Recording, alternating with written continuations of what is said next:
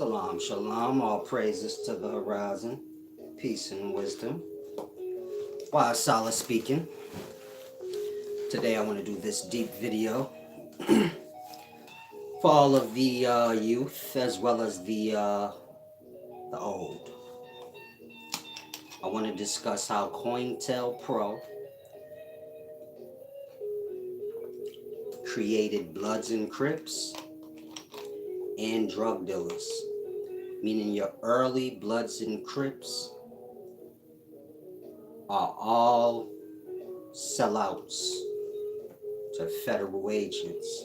So it's not just the New York Bloods. I'm sure a lot of you guys that follow gang culture, you may have heard OG Mac was a snitch, meaning he worked with the government. Don't stop just with him. And so your earliest drug dealers, they would have gotten their drugs from the cops too. You need an example? Larry Davis. You need another example? Who is Lulu? No disrespect to AZ. I like AZ. He's solid. Well, now. But who is Lulu? That part. Nobody in Harlem know Lulu except AZ. Who else know Lulu? AZ don't even know Lulu. That part. Meaning this is deeper. I don't want you to think some people were manipulated. Meaning some agents could go undercover and manipulate people. And you have others that just knew straight out what they were doing. But, so, it was going to help them. Peace and wisdom, Jada, Xavier, Seminole Treasure. Page E3. Now, of course, subscribe to the channel. Thumb me. Visit the website. Deep Lecture Magazine's there. Sweaters, many things. Different services. Check it out. Also, let me change this music. Because a lot of you guys think this music is demonic. Now, this is just Portishead. You know, old-time classics. But I've come to realize, you know, the new millennium knows absolutely nothing. This is demon music in today's times. I don't know why. That's my man. That's wisdom. Can't talk right now. Sorry.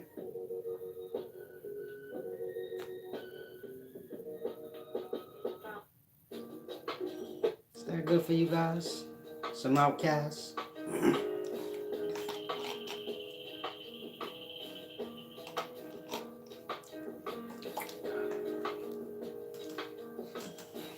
In any event, for those of you guys reaching for negative things to say, you know,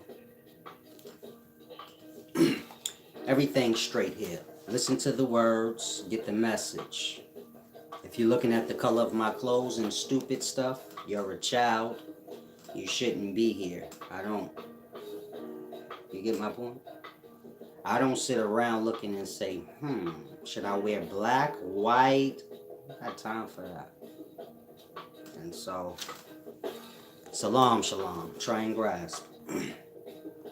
Now, before I start, I want to say this. I sell truth.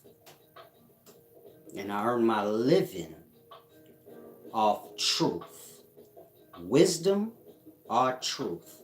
I'm wording it the way you guys do. Say, solid sell truth. Yeah, I do. Now, of course, you guys are on here for free right now. And you guys come for free. And that's going to stop. Because I think y'all kind of thinking wrong. But this is not about that. This is about I sell truth. And so I'm acknowledging that. Meaning I want everything in existence to hear that I'm saying that. It don't matter that y'all say it. But I'm saying I sell truth, and I earn my living off wisdom and truth. Now, I'm sure this sounds unjust to a liar. Now, what you do for a living? You work at the bodega, you sell cigarettes and beer, or whatever they tell you to sell? That part. If you somebody that hold truth within you, then you will realize a person selling truth ain't a disjustice. Truth ain't never unjust unless you talking to a liar. Otherwise, what are we talking about? And so I want to make sure everybody in life hear me. I sell wisdom and I earn my living off truth. I don't even see where that sound bad, but if it sound bad to you, God bless your soul. Because this nigga's out here earning a living for theyself off killing. Ain't heard nobody say nothing about that. That motherfucker make his living off being a boxer, punching somebody in the face. I ain't never heard nobody say that. I never heard nobody say, man, he make his living rapping, talking about whores and killing. Never heard that. I never heard y'all say, man, this podcast to make their money off giving out false information. He worked at McDonald's. He sell fake food, and I don't hear none of this. I didn't know these was good, honest ways to earn a living. I didn't think they hold any merit to truth. Meaning, I don't see how you could work at McDonald's and be like, he sell truth. He doing better than you. In my mind, I'm trying to figure out why y'all don't want to make y'all living working for truth. Because y'all keep throwing that at me like that means something. Solace evil, he sell truth. Okay, you sell cigarettes at the store, nigga, and you sell fake-ass McDonald's hamburgers. And you be online for the government, you a cop. You lock people up for the government. Them ain't honest jobs. Them ain't good means of making money. I ain't say nothing to y'all. That part. Now, you know why y'all never said anything about these things? You only spoke about truth. Because you're a liar. And so if y'all ever think for one split second, no, I'm a good person, I don't be lying. You're a liar. It's in your nature. Otherwise, how do these type of things keep happening? Meaning y'all will say it with so much dignity, like solid sell truth. Thank you. What's wrong with that? Unless you a liar. Other than that, what are you about to tell me is wrong with that? Ain't we all supposed to make an honest living? But again, ain't we all supposed to make an honest living? Don't y'all make a living off y'all lies that y'all learn? You know, y'all evil lies. If you know how to bag up weed or cook up some yayo, shit, that's a wisdom. You get paid off it. What's the problem? I'm trying to help y'all to see how deep. I'm trying to get y'all to see how y'all are the spokespeople for lie. Y'all won't say nothing against lie. Even now, y'all won't say nothing like, damn, brother, you all right. Y'all have a sickness. I'm going to say it again. Even right now, y'all are not quick to be like, damn, brother, you right. That part. Mind you, when do y'all attack lie? Because I ain't seen that happen yet. When do y'all be like, me and brother making money off lie? Like, when do y'all be like, damn, Dr. Seuss been getting money all these years off these goddamn fairy tales? Y'all don't have no problem with lies. When are y'all gonna get mad at Hollywood for charging y'all $20 to see fake movies? Y'all know they fake too. That's the crazy part. But when y'all gonna... Why do lie and fake have worth to y'all, but truth don't? I say you don't because y'all say truth is free. And I'm with it. Long as everything else can be free. Meaning, I prefer to get my apples free from the tree than to go give a nigga some money for it. I'd rather get my veggies. I'd rather hunt my meat. I'd rather have access to all the many different plants that life got to offer so I can make my own shit. You get it? And so I ain't got no problem with free. But let's start where we need to start. Now, after we get everything free, I'm still not going to say truth and wisdom should be given for free. Why? Well, I wouldn't care if you paid for it or if you got it free. I don't have nothing to say against truth. If somebody charged you for it, ooh, lucky you was able to pay and get some wisdom. And the next person got it for free. Man, you lucky you ain't even have to pay for it. You more blessed than they is. But the nigga that didn't have, he didn't get to pay for it, or he didn't get to get it for free. You get my point? He got lied. That's all I'm concerned. I'm not concerned with how you get truth. Ain't no accusations I got for truth. You get my point? If you tell me, man, I had to pay for truth, it's truth. Whether you get it free or you don't, what does it matter?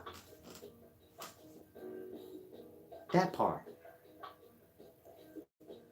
If you pay for clothes or you don't, you butt naked, that part. This is the point. You're not butthole, asshole naked. I know I said it. You're not butthole, asshole naked. Y'all know what I mean. Come on now. The point is you got some clothes. And so,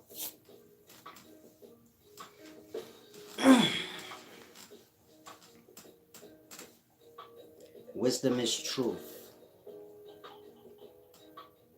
If you are a knowledge seeker, you gotta start by removing the lie and the lying problems that you have in your nature before you ever gonna be able to receive in truth. It wouldn't matter what I teach y'all, y'all ain't gonna receive it in through the right filter. Y'all gonna receive it in through y'all manipulating mind and dishonest, imbalanced mind. Meaning y'all are gonna alter whatever y'all hear to fit into whatever perspective you want it to be.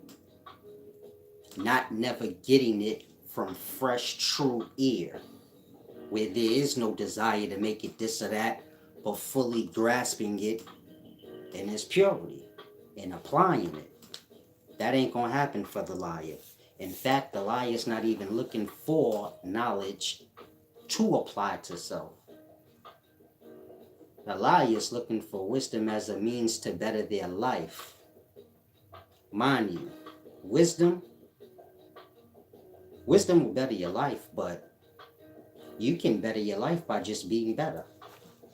But they want a shortcut. You get my point? And so, try and grasp at some point, man. The things y'all seek out,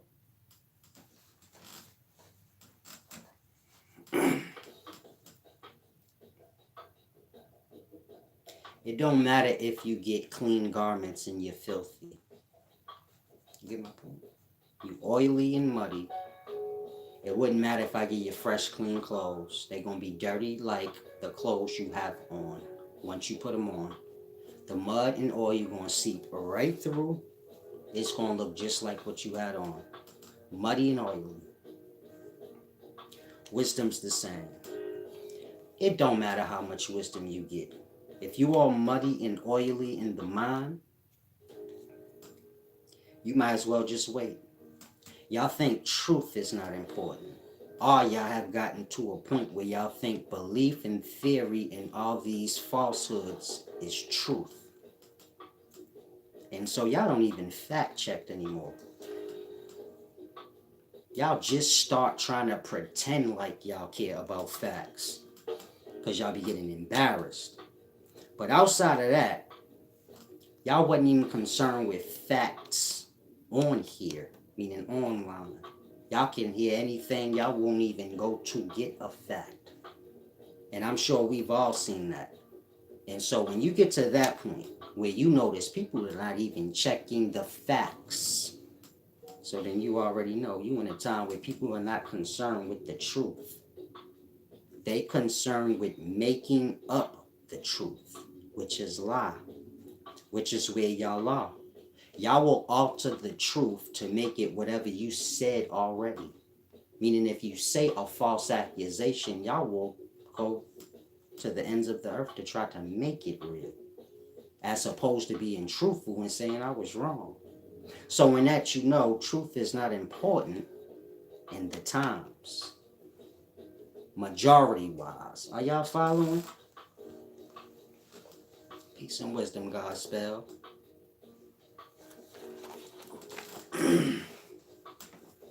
Salam, shalom. Like I said, truth. Let that be what you pull for. Somehow y'all get lost in seeking out knowledge, which is just information. And so I'll say again, when did you sit down and do a fact check on all this information you got? That part. Aliens ain't a fact. I don't care how much y'all like the conversation. It ain't a fact. When you start building up on something that ain't a fact, that means you don't care about the truth. How do you move forward without the truth? How do you hear aliens, then you hear reptilians, tall whites, and all this information over time added on to aliens, and you forget, okay, this was never proven before we started going down this rabbit hole. That part. How does that happen? How can I remember, like, okay, aliens was never proven as a fact, so them making up all this new shit year after year is truly absurd when you consider that they forgot the most important part, which is to show us an alien first, at least one. So that way when you like, yo, there's more, we can be like, all right, what's up with the rest? They ain't never showed y'all none. But y'all already into the rest. For some reason, y'all don't see anything wrong with that. Y'all don't see that as an offense against your own self. Meaning you offending your own self. When you forget truth is important. That part.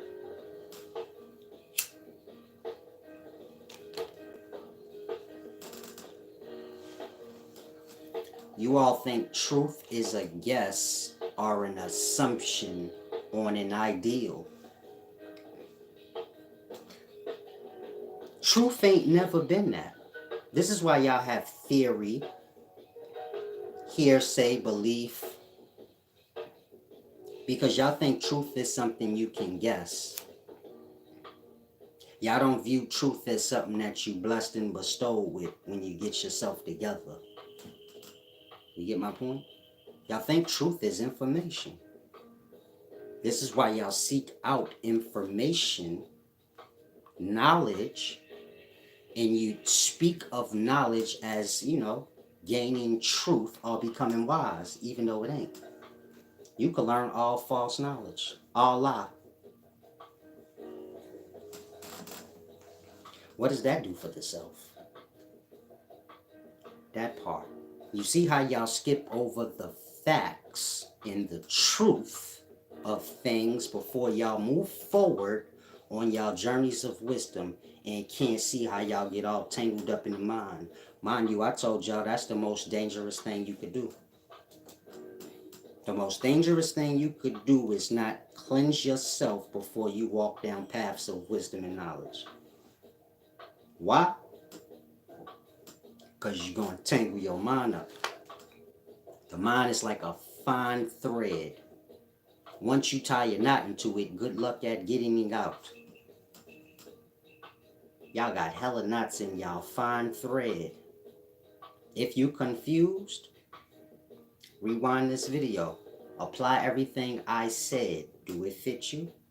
When people say solid sell truth, that part. Did you see something wrong with that? Because that's a good thing. Say that man sell truth. He make his living off truth.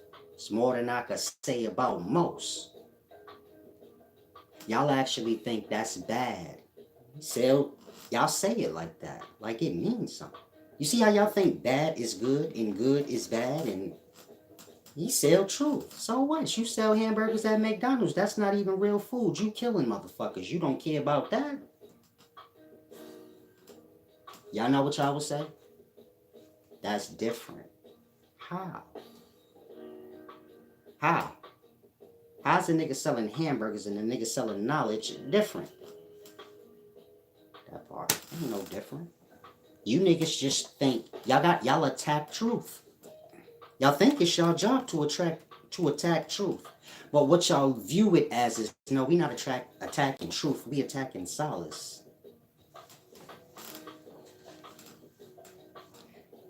I'm physical. If you want to attack me, you gotta attack me. Ain't no getting around that. You getting mad at what I say don't do nothing. What I say ain't really got nothing to do with me. Truth is truth. It doesn't matter where it comes from. You get my point? You say, man, solace don't look like what I suspect a wise person to look like.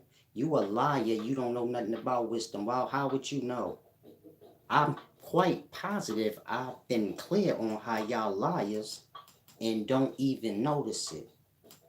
And so what would y'all know what a wise person's supposed to look like and act like? I'm just asking. Meaning if you can't even be clear with yourself that you a goddamn liar and ain't even aware of that, how can you be aware like that you know what a wise person supposed to look and sound like? I'm just asking. I'm surprised y'all haven't asked yourselves these things. How am I gonna get truth and make the right decisions and I don't even think straight. Again, there's a bunch of y'all say solid sell truth. To this day, I don't get that. Y'all getting wisdom right now from me for free. Meaning whatever you complaining about, I got everything covered all around the board. You see how truth work? If you want to complain and say, solid sell wisdom, now you're a liar. I give you wisdom for free because you never paid. And so you're in debt. I'm not saying you don't know. I'm just saying you never paid, so you're a liar to say that. That part. Those of y'all that paid, salam, shalom. Thank you for your balance. If you feel bad like, damn, why I had to pay? That's my business, selling truth. You do whatever you do. And so, whatever you do, is it honorable? Don't tell me just you having a 9 to 5 is honorable. I don't want to hear that. You could work in a meat shop chopping up meat, which is animal's flesh. And so, the point I'm making is I got things covered all around the board. Whatever accusations y'all got, I got it covered. I always had it covered. Meaning y'all always got wisdom for free. And those who choose to be balanced on their own, either shop or give back. But however you cut it, so that's how truth works. Everything's covered all around the board. You got all the rope you need to tie it around your neck and hang yourself. And I ain't lacking nothing like that. That's how truth works. I'm going to be fly. I'm going to be fine. You could do whatever you want. The thing is this. When y'all fall on hard times and y'all need that help y'all be needing and advice y'all need, you think of where you put most of your dollars and you go there. Fair enough? That's how life works. Wherever you put your shit, you go there. If you spend all your money or bulk of it on cigarettes and weed, you take your ass to the weed and the cigarette, man. When you fall on hardship, you don't email me Talking about solace, what should I do? And nothing. I'm a bad person, remember, because I sell truth. So don't ask me shit.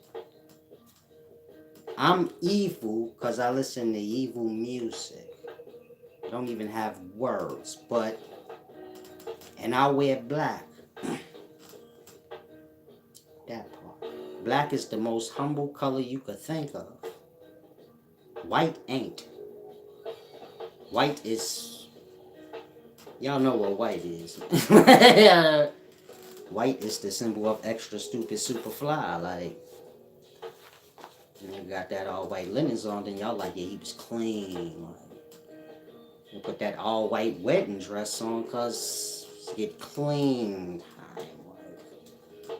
And so nothing's more humbling than black. Meaning, I don't do symbols and signs that much, and so black ain't got nothing to do with nothing. Like that. I figure if I wear black, ain't nothing for y'all to be like, oh, that look nice, or oh, that's that. It's just black. I always wear black. What does it matter? Like that. My ways ain't like y'all's, but you don't have to worry about that. I'm the truth, and y'all are liars. And so,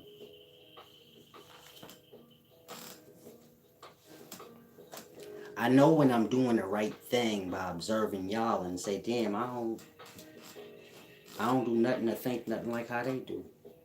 It's almost like I can't fit in with these motherfuckers. That's when I get my glory. I say, yeah, I know I'm on the right path because I'm positive they liars. And I already proved that. That part. And so y'all can use it the same way. Whatever I do you don't like, then you just got to remember, well, I am a liar. If you got a hard problem acknowledging you a liar, well, you deal with belief, theory, everything that ain't got nothing to do with proven fact. And so, truth is that. Proven facts.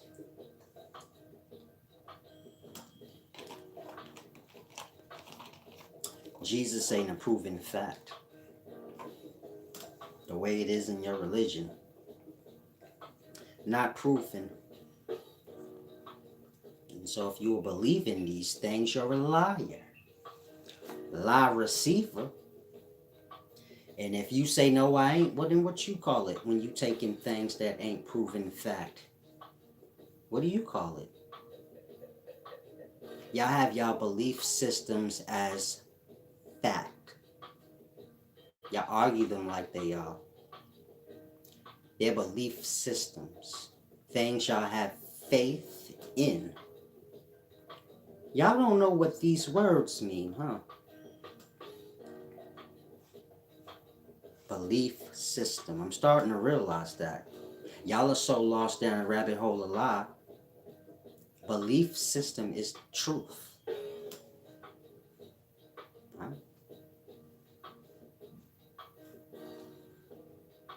Why do you get mad? Like, if you're a Christian, why do you get mad? Like when I say, like, Jesus is not a proven truth. That's a lie. Why do you get mad? Because you're a liar. Otherwise, when was it proven to you? And if you bring up your dream or anything that don't have to do with reality, so you're making more of my point. I was rich in my dream. I had a whole suitcase of money. But I didn't have it when I woke up. I don't think that will hold no merit in life. Be like, I am rich in my dream. Silly. I got 57 million in my dreams. Wouldn't hold no merit. You say, I did DMT and seen Jesus. Jesus fuck with drug addicts? I'm just asking. Because that don't sound right to me. Why is a Christian smoking crack? Okay, DMT, same thing to me. What is a Christian shooting up heroin for? Y'all be shooting that DMT up. I know how y'all get down. Y'all drink that shit. Y'all be like, I'm not really feeling anything, then y'all go ahead and smoke it. Some of y'all got high tolerance. Y'all be like, I ain't feel nothing. Then they hit you with the shoot it. Like, you can always shoot DMT into your veins, and you do it because you're a liar and a basehead and a heroin addict. And so, if you see Jesus while high, shut up.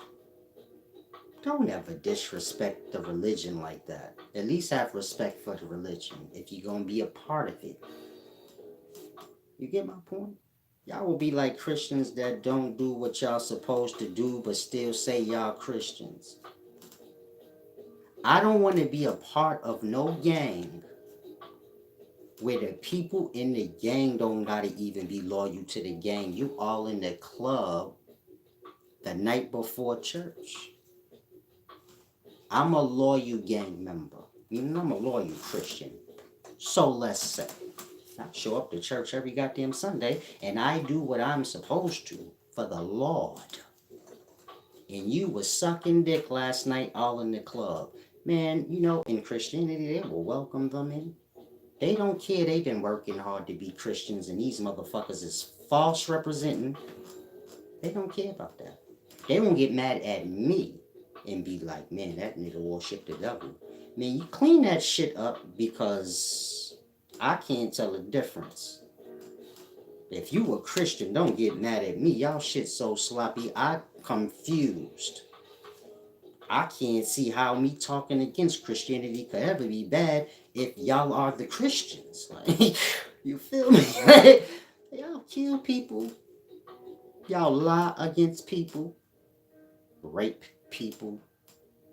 Y'all sinners. You have to be a sinner to be a Christian. Am I lying? They say Jesus gonna die for my sins. Only a nigga that sin will say that shit. You don't see me a Christian. I don't know what they talking about. What I did. I'm old school, baby. I ain't did nothing till you bring up some shit I did, and I know like you got me. Then I'm like, oh yeah. I forgot. Old school truths, baby. Why do I need to remember negative shit I did? I'm trying to change my life. I don't remember nothing negative I did. You have to remind me. Maybe I'll remember. More than likely I won't. But you feel me? This is just honest truth. That's truth right there. Who you think slapped this blunt out my hand? God or the devil?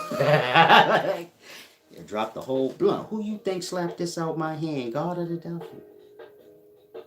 I already know what y'all gonna say. Satan. Shaitan. Probably so. I wouldn't know.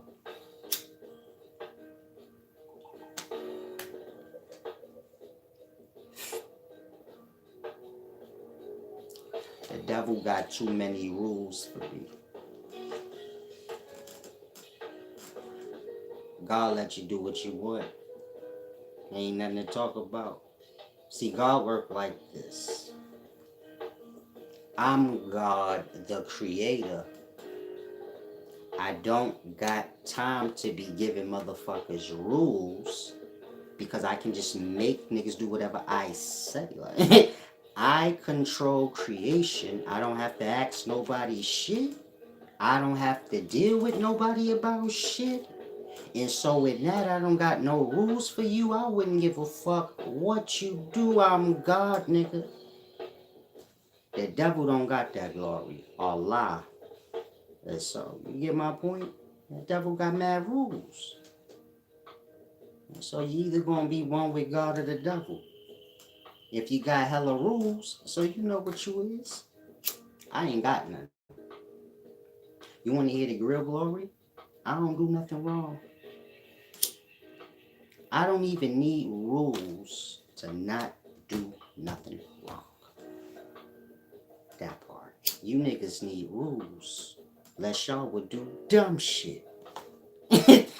I'm lying? That part. You know I don't even need rules. And I still don't do nothing wrong. That part. God shit. And so y'all need to get on the same accord. My smoking this, I ain't doing nothing to you. I ain't did nothing to you or nobody. This grow from a plant. That part. God say I can smoke. If I decide to abuse it, my problem.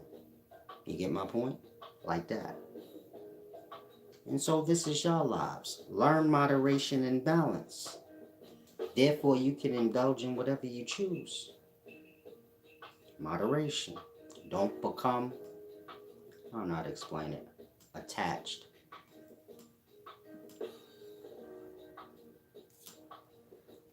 This is why one blunt could last me a whole 2-hour video. And y'all will smoke one blunt up in 15 minutes. And don't say it's lasting you because you doing the video. Tell a nigga smoke while they doing their video. They have to re-roll up again. That part. And so, moderation. Enjoy life. Indulge in what you like so you be happy. Don't get carried away. And your happiness will transcend into sadness. Meaning if you overdo things, it will spoil you out. And so you ration yourself. Be balanced with your joys and things like that. Make sure you know you measure up to truth. If you have a belief system, you don't. Sorry to hurt your feelings. If you want to say, man, I'm a Muslim, that ain't a belief system. That's truth. Cool. You could play all the dumb games on yourself. You get my point? If you want to say the black woman is God, there's no ideology on God where God is a physical person. So y'all like the stupidest people on the planet. But we ain't... I'm going to say that again. God is Christian ideology. Meaning that's Christian ideals. There's no other religion that has God. In Islam, you have Allah. I'm going to say it again. In no other religion, you got God. But, you know, you have Allah there. In the Far East, you have many deities. You don't have God nowhere except in one ideology. That's Christianity. And so to say the black woman is God, you're not a Christian, but you're still stained by Christianity, maybe? What the fuck are you talking about God for? Like, you know what I'm saying? Like, if you're a comedic follower, why are you talking about God? I'm just asking. That's Christian ideology. Meaning ain't nowhere else God come from. If you lost, I ain't saying Allah ain't God. I'm just saying Allah don't go by that term. It's Allah. You get my point? The Far East, Brahma. Well, Brahma ain't the highest God, but, you know, Ahmad. No. The point I'm making is this. God, you know, no name, just a title. This is Christian ideology. If you a comedic follower, why you still talking about God? I'm just asking. Christianity is the baby of the religions. It's in baby format. You don't have to do nothing. You don't have to measure up to anything. You just be sloppy and shit. God don't have to have a name, because kids ain't good remembering shit anyway. You know what I'm saying? Every other religion, God got a name, you know. Christianity don't even waste their time on all that. Just call them God, whatever. It don't really matter. It's the kid version. Y'all don't have to do nothing. Y'all don't have to measure up to nothing. You get my point? Ain't no obligations y'all need to fulfill. All you gotta do is be like, I believe in Jesus. Then you good to go, baby. According to y'all. Otherwise, why don't y'all do what y'all supposed to do? That part. Because y'all don't care about that shit. It's like the Santa Claus psychology, you know. Santa Claus is like religion test. You start on the babies first. Test them out. See how they take a lie. see the effects lie have on them. So you learn, once you tell somebody a lie, belief system lie, once they find out the truth about the lie, they'll still go with the lie. Why? I don't know. I'm not a liar, I don't know. But when you tell a kid that Santa Claus ain't the truth, then they know it's not the truth. But when they get grown, they will retell their kids that lie. Meaning they will still go with it. The kid not going to believe anybody that tell him that Santa Claus ain't real except for the parents that told him that it was. Even if you prove to them and be like, man, Santa Claus can't even fit down your chimney. You don't even have one. They won't believe you until a parents tell them like, yeah, it's a lie. Same with religion. Until the government come tell y'all or the priest come tell y'all, yeah, this shit a lie. It don't matter how many proofs y'all get. Law already been tested out on y'all through like other means. You know? Christmas, Santa Claus. Christmas. Christian. They go together. Don't have to get twisted on that. So like, Christianity started when you was a baby and you learned like Mary had a little lamb. That's like the Virgin Mary and Jesus. He's the lamb. Like you've been learning Christianity. Like Santa Claus is God, man. It's the kid shit though. Like Santa Claus is God, my nigga.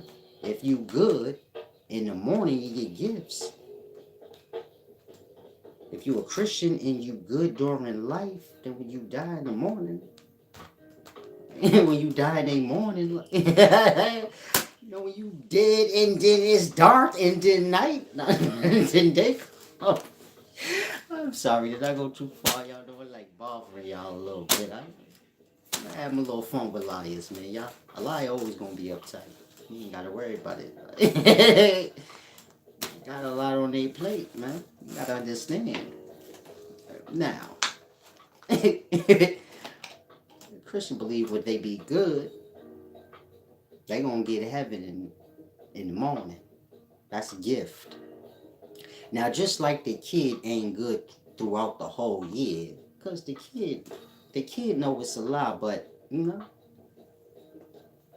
the kid ain't got no truth to go on. And mama told him it's a lie. So what is he gonna do? Like,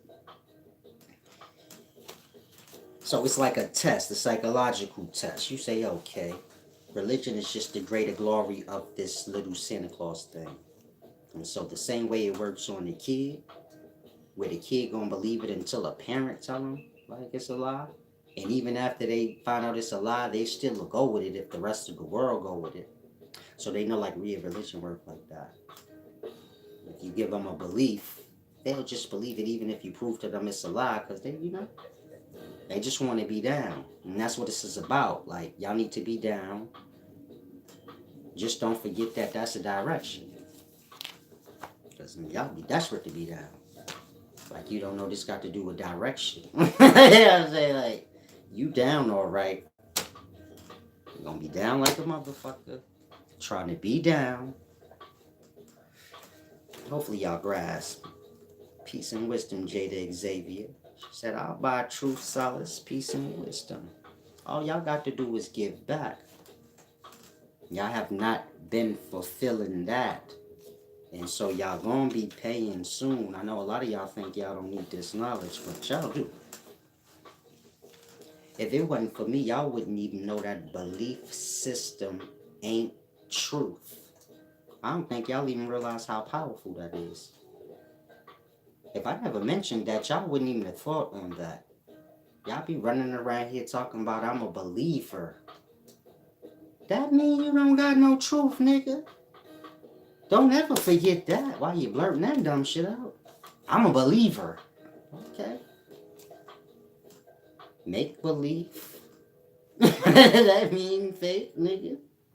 You a believer. You didn't say I'm a knower. Nigga said I'm a believer. I know make believe. La la land. And so whatever belief is, it got to do with that. Make-believe is make fucking belief. We know what make-believe is. And we all know what La La Land is. Like Disney World, nigga. Like fake. Hollywood. But y'all want me to think like believer. And so you see how y'all are easily drawn into lie. Y'all will profess it like y'all speaking truth. They say, I'm a believer. Motherfucker, that means you's a whole goddamn liar. Lie right in the word. I don't see lie nowhere in truth. Ruth is there. And y'all know old lady Ruth always a good person. I don't give a fuck where you come from. There's always an old lady Ruth. Mildred in them. You know what? Miss Ann, Ruth, and Mildred in them. They good peoples, man. Get real. And so, belief, believer, lie all in that shit. Y'all never noticed that. You know why? Lies. And so, y'all need me more than y'all know. Some of y'all blessed, you know. Some of y'all don't even have a clue. I need Silas. Silas ain't got no more truth than nobody else. Man, y'all liars. Fuck you talking? What you talking about? Y'all got theory, belief systems. These things ain't got nothing to do with truth. But y'all hold them as they do. That's why y'all will blur out, I'm a believer. A Muslim will say that with so much pride, I almost want to slap the kufi off their head, but I can't. Because that ain't truth. That ain't wise servantly. I say I should back him. Wise servant, I can't do things like that. I can't do shit like that. But y'all know back in the day, I have to slap this nigga. Playing dumb.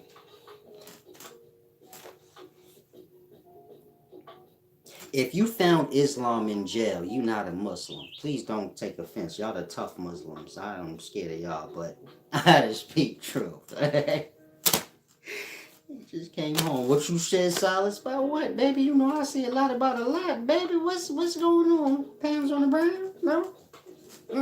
that ain't brown hand size, you know. Pounds on the brown side, baby. Love side. A little pound on the brown. It's the tough side. I do it smooth on the brown side. That's when you know people love you. Don't take the time out and do it gentle. So you don't hurt yourself, they don't hurt themselves. Nigga don't want to do the pound on the brown side. And when he a Muslim that just got out, grab me up talking about Silas, what did you say? I said Allah is great. I said Allah is the irresistible. What do you mean? Where's my kufi? They don't have no kufi. Where's my kufi? Who got me? Start lying. I'm just playing. Big Muslims come up to me, I just be like, woo, woo, woo, you mad. You big too. Woo. Then I just leave. I act like that's all I know how to say is woo. Like what you said, Silas. Woo. Even your breath is strong. Like, just chill, baby. Ooh, even your breath beat me up. Just chill, baby. You too tough for me. Nah, I'm gonna say it though. This real. don't get mad at me. If you found God in jail, you need to get your life together. God ain't in jail, nigga. And you didn't put God before jail, meaning if niggas passed you with shank and said you gonna shank, or you gonna get shanked. You feel me? You had the towel over the shank, man, with your slippers on. Going to shank somebody. You ain't Muslim. You a nigga trying to survive. You joined Islam in jail because you thought you wasn't gonna get in no trouble. But them niggas get busy too, so you couldn't escape it. Now you're tied in forever, baby. You gonna do dirt on the street. Hit squad, nigga. Say too much? I'm sorry, did I say too much? That's how that works. can join in nothing in jail and think you free because you free. No. You're not joining no gang in jail and gonna get out of the jail and be free from the gang. And so they go with religion. You can't join Islam in jail because you scared to get busy. I don't care what nobody tell you. Nigga go to jail and turn Muslim. Get the fuck out of here, nigga. I don't want to hear that shit. Ain't nothing to find in jail but shanks. Who's going to jail to find God? Why you have to fuck your life up to find God? Niggas want to come to God all dirty. Nigga in the street moving product, killing people, looking all good, promoting the devil. Want to promote God all bummy. But I'm in jail in the hole. I believe in God now. Nigga, fuck you. God don't want nothing to do with y'all. Low budget motherfucking users. Coming to God when you on your last leg, nigga. I don't say it just like that. Nigga, how dare you come to God on your last leg? Y'all have lives where y'all be like, God accept you any kind of way. You don't got to worry about it. Get the fuck out of here. If you can get fly to go to the club, you better get extra fucking fly when you pull up to church or don't even come. God don't like bums. That's just downright bummy. You went to the club all fly, fixed yourself up. You come to the church house looking all raggedy. Talking about it don't matter how you look. Why? Why not? You didn't look like a bum yesterday. That part. Y'all be trying to come to church acting like y'all humble and meek. You ain't humble and meek. You tired from last night. You really didn't feel like getting dressed or coming. And that's why you look all dusty. Can't fool John Shaft. Peace and wisdom. Coming to God bearing no gifts. You know what I'm talking about? They be swearing God mad cheap and low budget. Say, well, I gotta give him something if that's God. That's why God don't want to fuck with y'all. What kind of shit is that? Think on y'all lying words y'all say. I'll say it again. Say, what do God need anything for? That's God. What the devil need anything for? That's the fucking devil. Why you don't say that? That part don't make no sense. The devil don't even exist. Y'all stay trying to hide the devil and lie. I noticed that. Y'all will say the devil ain't even real. God real though, right? The devil lie. So you say the lie ain't real. Don't worry about a lie.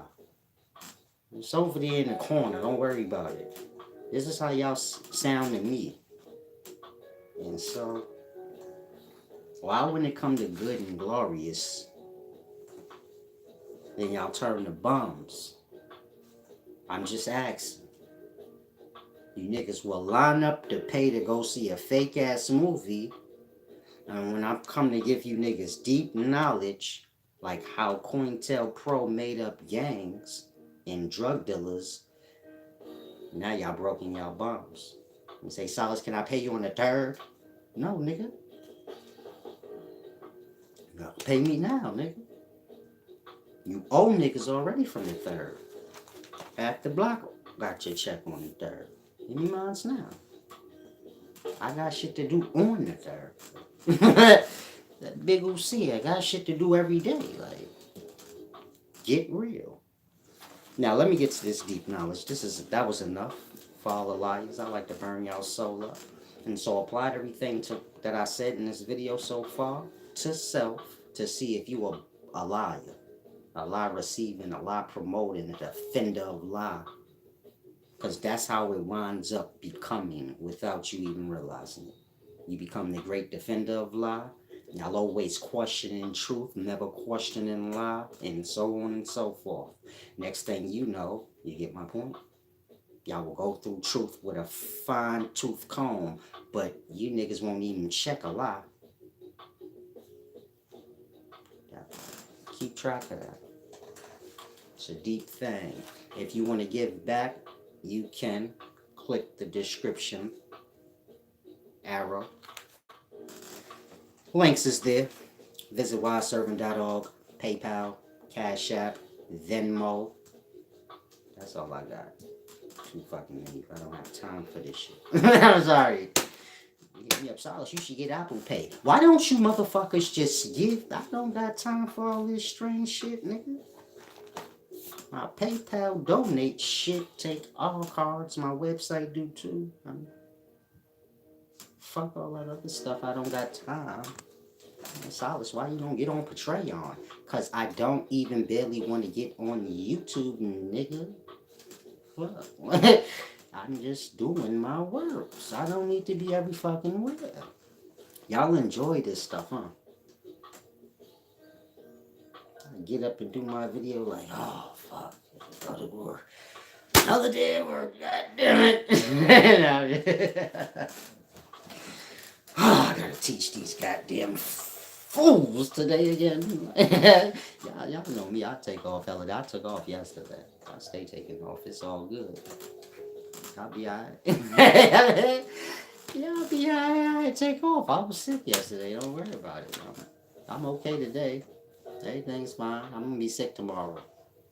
I'm calling in advance, baby. As soon as I walk in the office. Hey, y'all know I'm gonna be out tomorrow? Why? Because I'm sick. I'm sick already, but I'm just going ahead and knock today out. Don't even worry about me tomorrow, baby. I'm busy. Peace and wisdom. He said, Allah will bless you. Salam. I will bless myself by perfecting myself, loving myself, being good to myself, filling myself up with the goodness. That way, I ain't got nothing to give but what I got, which is that good shit. And so, I'm not a baby. I don't need God to come pick up my hand. I don't need nobody to do nothing for me. I got it. You can help me, but you let me get it. It's my glory to become mature and an adult. And a lot of y'all need to learn that. Being a begging ass bum looking to receive free shit is immature mind.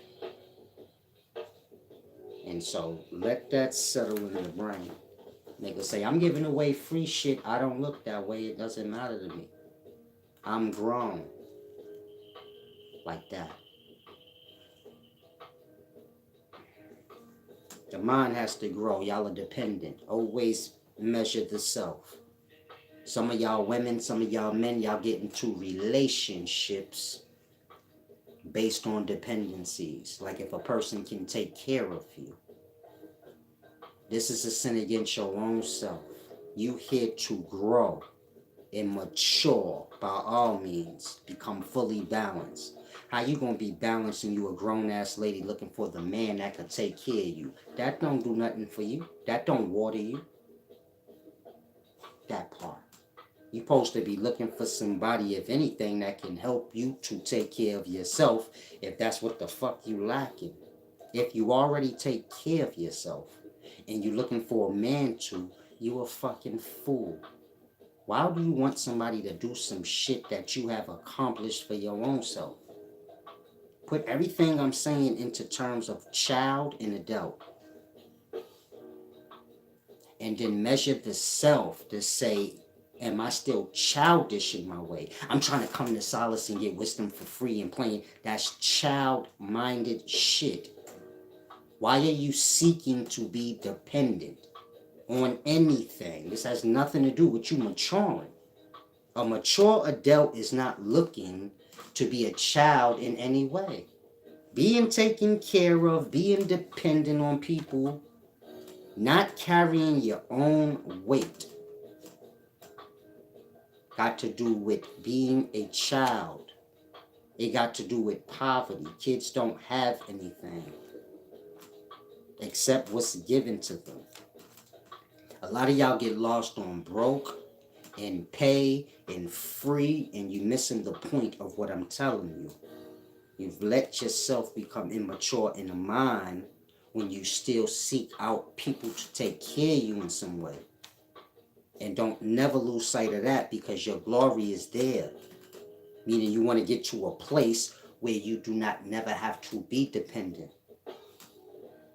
Should nobody argue with that. Y'all should all want that for yourself. Where you say, you know what, I want to be in a place where Motherfucker give me a jewel and I can't say here, thank you. And not have to be in debt to nothing or no one.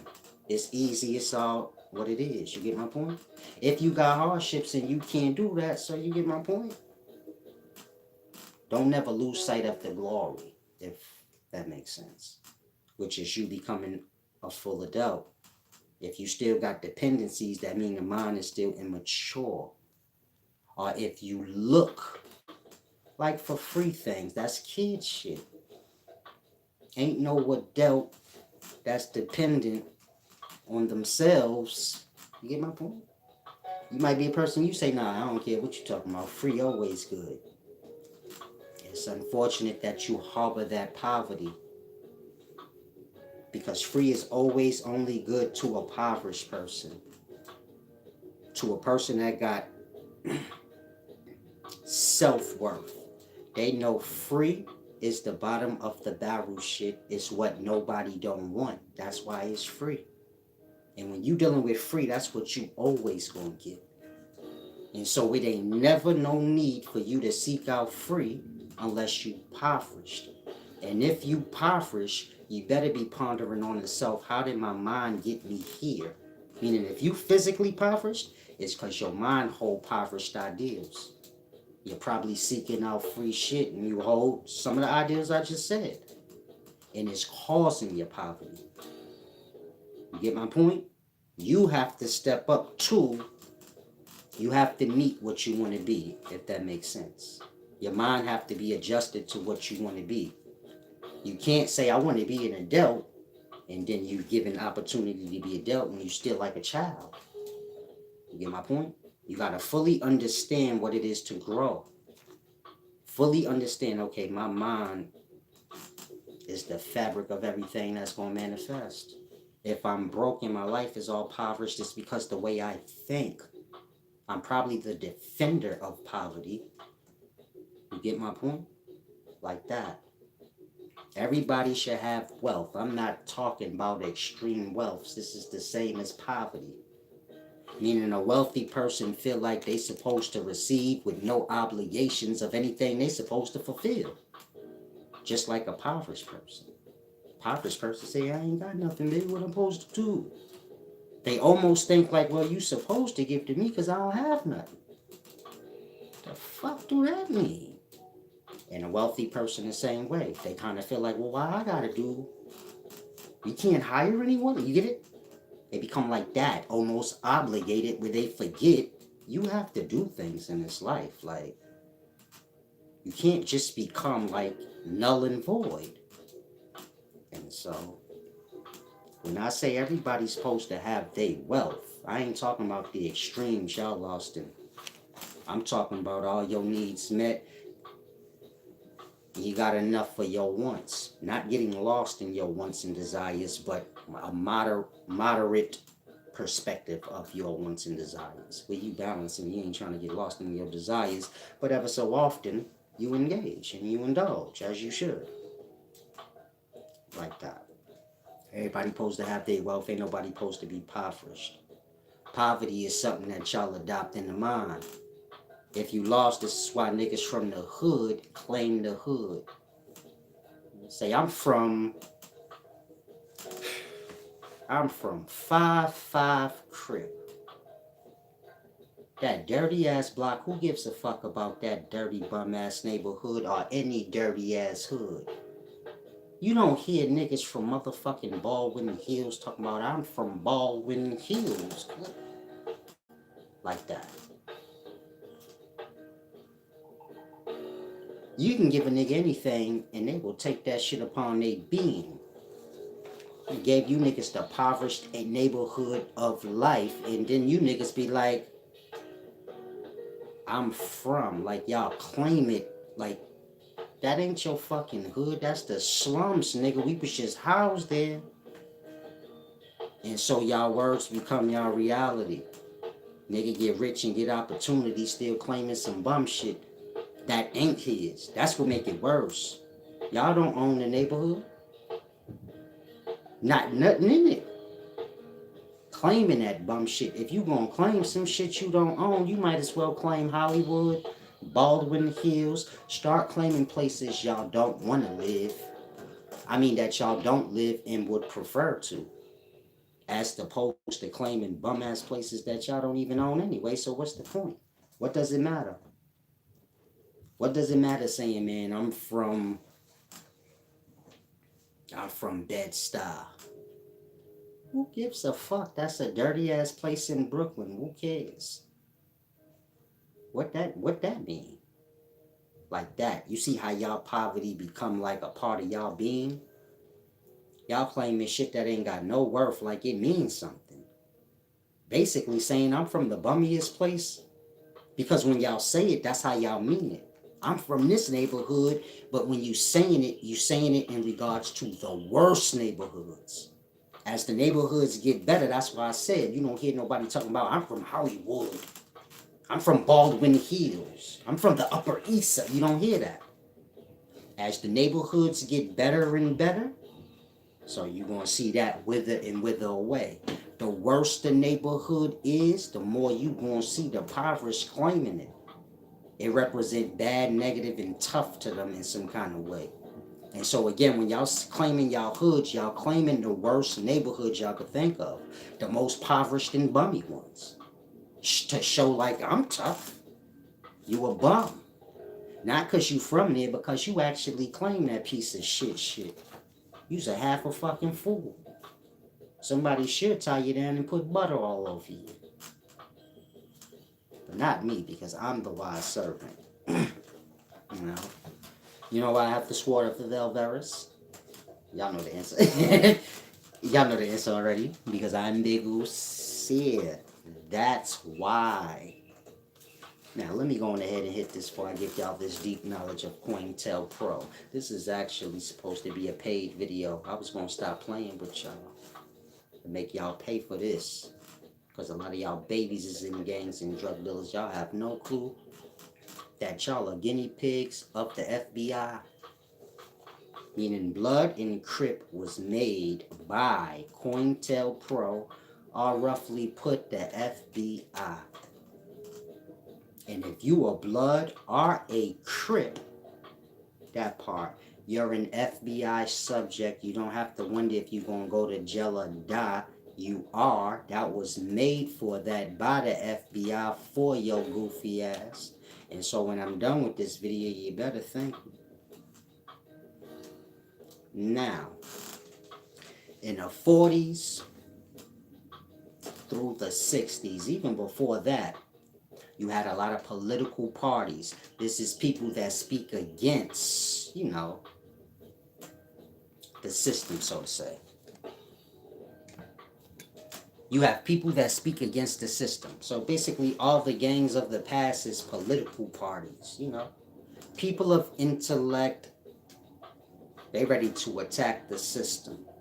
Now, during these times when you're dealing with the Black, Latino, the minority communities, especially the black ones, this is all I'm familiar with, drugs was not allowed in. So if you're familiar with like Bumpy Johnson and him kind of running Harlem, Dutch Schultz and them white people, they used to try to move drugs uptown. You get in the black neighborhoods. Now back then niggas is moving numbers and all that, meaning running numbers, things like that. Black people still had like pride and honor. They wasn't messing around with drugs like that. Of course you do have your small few, but for the most part, black people was on, that political party thing. Most people was looking to become part of a political party and do something positive, and you get my point. It was cool to not be on drugs, and my point. And so Bumpy Johnson telling Dutch and you ain't pumping that shit up here. Pump that shit down there to your own people. Y'all might have seen the movie Hoodlum. It's kind of briefly touching on that, where he's trying to keep them away. It's about that. Get your drugs and shit out of here. Go sell it to your own people. And so you always had that, like Italians, different races of people trying to give their drugs off the black people. Because they know we going to sell it to our own. Or that's how that's going to work out. You get my point? If I give you some shit, who can you sell it to but the people you know? So in the past, the OGs used to be like, you could sell your own shit to your own people. Now, Cointel Pro, this is your counterintelligence program. Like I said, you have your political party movements, and so this is an intellectual thing targeted at coming against the system. And so the system creates counterintelligence programs, Cointel Pro. Now, the job of Cointel Pro is not to break up the political parties, but to direct them into the newly forming gangs. So you got street gangs. We're going to say LA. In LA, you got street gangs. Before Bloods and Crips. Like the Central Avenue Boys and things like that. Different, like how they have it now. 55th Street and 56 and 60s. This is the blocks that they live on. But it's falling under Crip or Blood. And so I'm explaining to y'all how Crip and Blood was created by Cointel Pro. Now, like I said in the past, you did always had crews representing their blocks. You get my point? Now, this had nothing to do with Bloods and Crips. Meaning when Raymond Washington and Tookie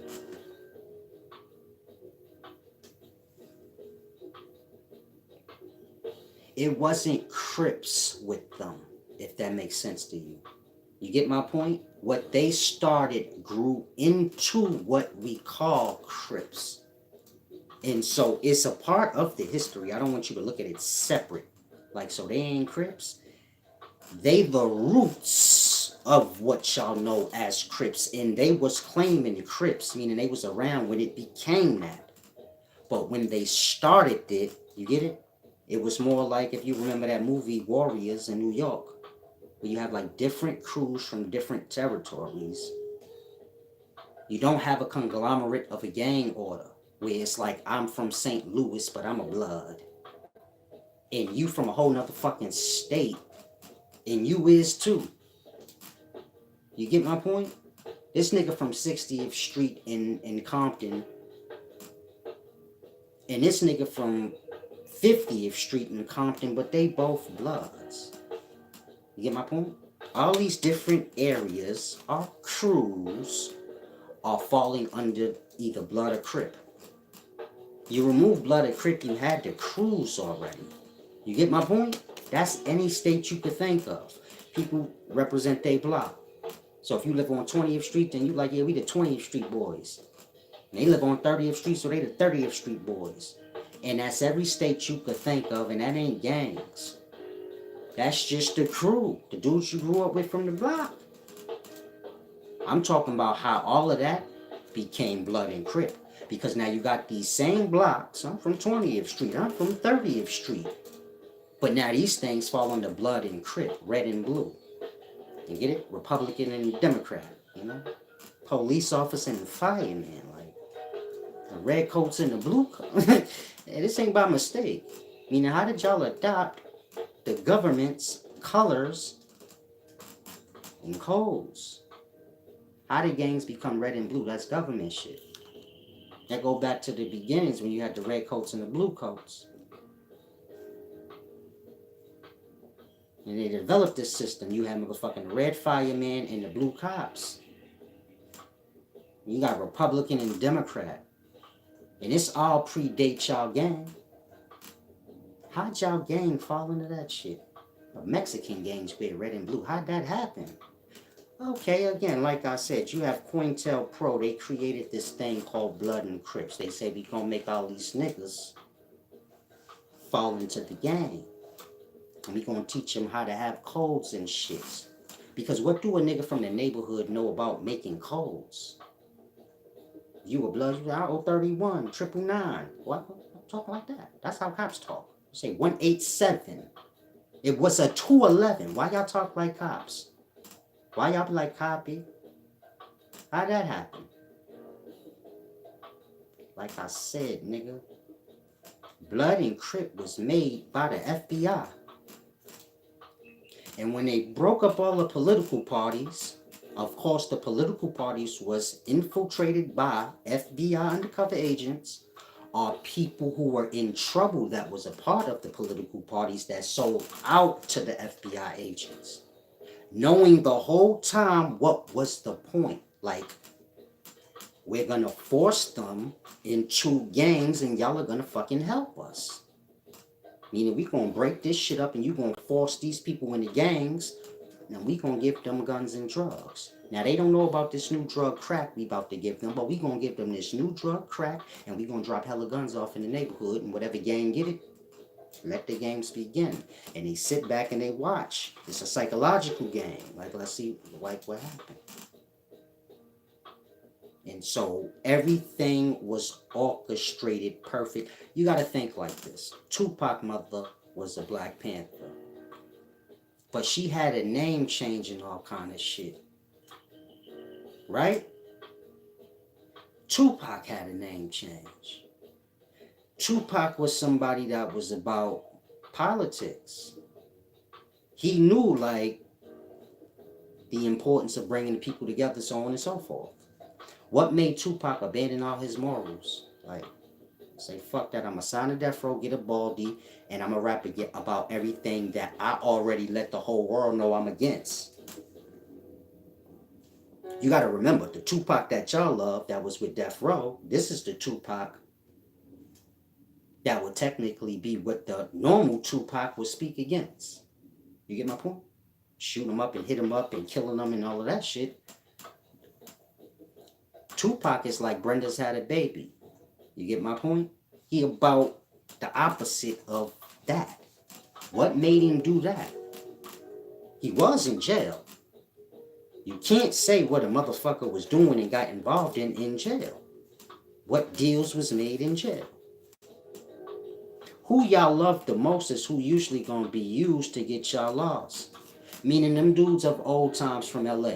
They can't say what Raymond Washington and Tookie was doing. I bet you if you go get the 70, 60, 70-year-olds and you ask them, yo, is there any validity to what this young boy saying right here? Some of them gonna be like, Raymond Washington was moving strange as fuck back then, but I ain't say nothing back then because that was Raymond Washington. And now we old and shit, they don't even matter no more, so I never mentioned it. But technically, yeah, him and Tookie did used to do strange shit, but nobody said nothing because that's Tookie and Raymond Washington. They started this shit. We don't need to question, like, if we see them talking to a cop or some shit. They said the cop hemmed them up, then the cop hemmed them up, whatever. But your early gang members, your early drug dealers, they had direct links to the cops. Meaning the cops is where they got their start from. Are federal agents. You could come to New York. You had a guy named Larry Davis. He shot a bunch of cops, drug dealers too. But when they caught him, he said he was selling drugs for the cops. The cops was giving him the drugs. And you got a lot of guys from the late 70s and 80s, when they started first selling drugs, like when crack first came out, they got that shit from somebody they didn't even know. And it just came out of nowhere. Cops. That's why I said when you're dealing with AZ don't know who Lulu is. Why would AZ nobody?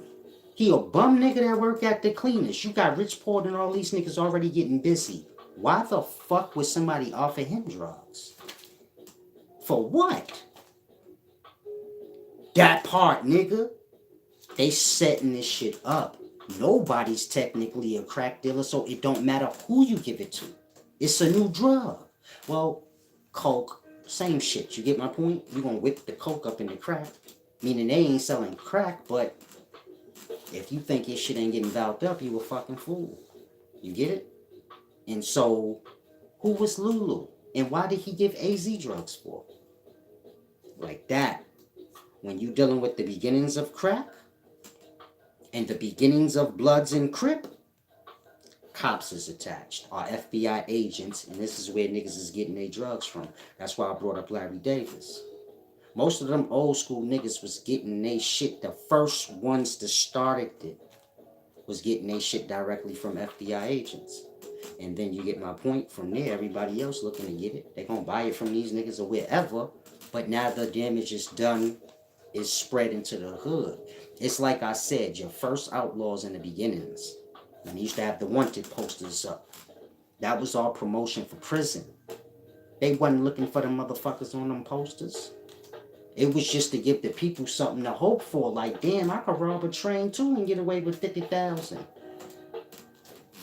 Maybe I need to join me in one of the outlaw gangs. It was for that, to get people in the ganging and doing outlaw shit, because you got your newly developed prison systems during that time of the outlaws.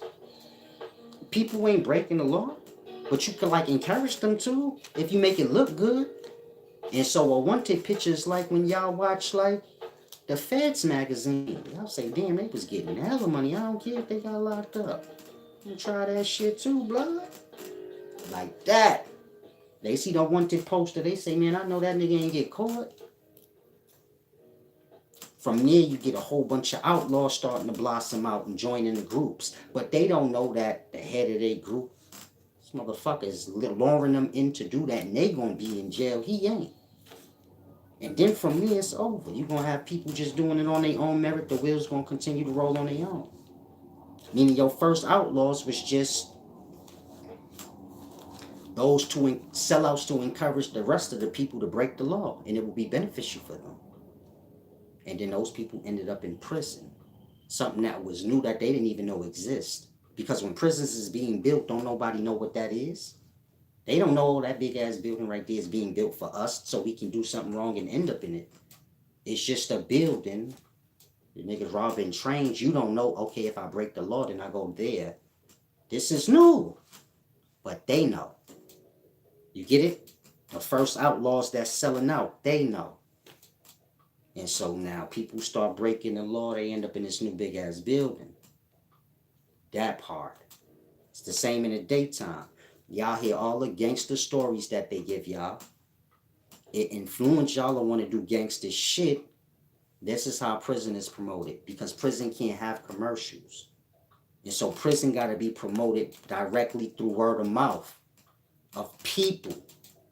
And so that's why I say if you've been to prison, man, you gotta try not, you get it? They ignorantly using some of y'all, like, they knowing you're gonna just speak your experiences, and that is enough to make like at least 50 little niggas go to jail, because they like your stories, and you were somebody. And so that shit was used in the past to get us in jail to begin with. And it worked. Y'all see that? Them outlaw posters, wanted ads that worked, they don't have them up no more. You had never had no problem finding a crook. But that's just for that. When y'all see them put that on the news, like, oh, we looking for this, they don't need y'all help to find no crook. Y'all ain't got the technology they got. How y'all gonna help them? Like that. Some of it is for y'all to get the, the law of it. Say, shit, I could do that. You get it?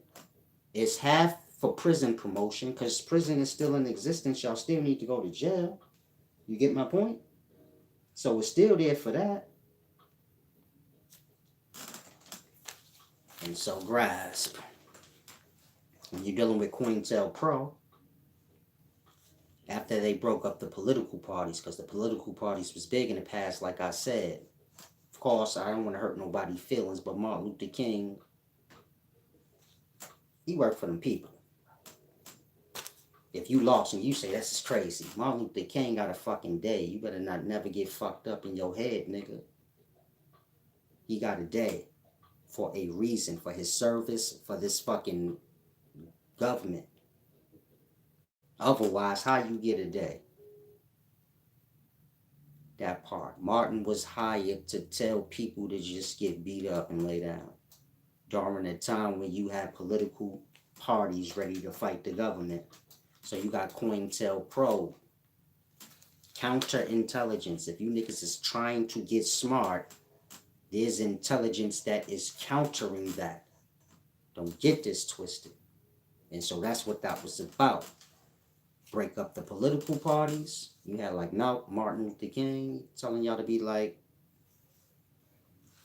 y'all Christians because of Martin Luther King, my nigga. I like Martin. He got a lot of sellouts, but y'all love him, so I ain't really got no problem with him. They can't afflict me. I ain't stupid, but Malcolm just a gullible nigga. Like, nigga helped him in jail, so like he feel obligated to do like what niggas tell him to do. So he just Islam puppet because of that. But at some point, he knowing like, nah, I'm a puppet. This shit is not right. And that's when they rocked him out because he started changing his tone. You get my point? And so y'all got a lot of leaders that ain't actual leaders. And y'all got some leaders that sellouts too. But I ain't trying to piss they people off. But so, truth is truth. If you got a brain, you got to know what I'm saying is real. During the time of Malcolm and all them other political party niggas, man, they talking that shit like, nah, fuck that. We ain't laying down no more blood. Then Martin just popped the fuck up, more popular than all of them. He's like, yo, I have a dream. Try that shit now, niggas say, I do too. It's called crack, niggas in my pocket. If you smoke it, you I have some drugs in my pocket if you smoke it. We in dreamland, baby. Nah, but this go deep. Hopefully y'all grasp me. Many sellouts, many people that help guide y'all into the places y'all in. And so Cointel Pro broke up the political part. Well, the political parties was good. Then you had members of the political parties. You get my point? These members either being sellouts to the FBI or just FBI undercover agents themselves. Start guiding these political parties into like criminal groups. So they start off good and humble. Then they start talking about guns. Meaning you gotta ask yourself, what the fuck do Huey P. Newton know about gun laws? That part. This is where guns start getting pushed off to the people, but by the people. So we start getting infatuated with guns because Huey P. Newton and Bobby Seals. And because they knew the law, which is something niggas in that time ain't really know. And if it had to do with gun, the nigga like, I ain't fucking with that shit. I could die. I could get hosed down the fucking street for nothing, let alone have a gun on me. That's all the reason to die. And so you get my point. See how y'all was groomed into everything slowly but surely. But y'all say like, nah, I can't see Huey P. Newton and Bobby Seals being sellouts. So fuck it, they ain't them. But y'all like guns and shit. A lot of the Black Panther people that picked up those guns, they went to jail for that shit. Meaning everything that was told of them didn't pan out like it was supposed to. They just changed the laws and all that shit. You get my point? But this is already known ahead of time. Now y'all already know there was hella sellouts and snitches and shit in the Black Panthers. And so there's many agendas, there's many people that go with these agendas. And like I said, y'all a little ignorant. Y'all have belief systems and y'all ain't people of truth. So it's easy to get over on y'all. I notice everything, but that's because I don't accept no lie. So I like Tupac and his mother, but I can't just ignore that their names changed and that's not normal. When he was in jail and that shit happened and Alpo name was changed to Abraham Rodriguez and in jail, nigga.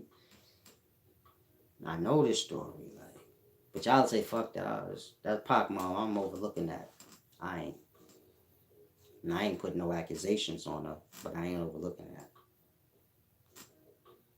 I ain't overlooking that Tupac just changed his whole tone and y'all follow Tupac. Meaning y'all go at each other like Pac went at Biggie with the death and all of that included. And it's because of that. But what made him do that? Who influenced him to do that? He didn't have to. He was already a platinum motherfucker before jail, before he was talking about hit him up bang bang shit. You get my point? He was like J. Cole if J. Cole was just platinum and lit. Being J. Cole. It make you say, why the fuck did J. Cole go rogue? For what? He don't have to. But he did. And now y'all all do it. Like,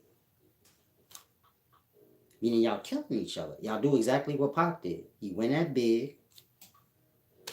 Kind of caused the war. They both killed themselves off in perspective. That's how it's supposed to look.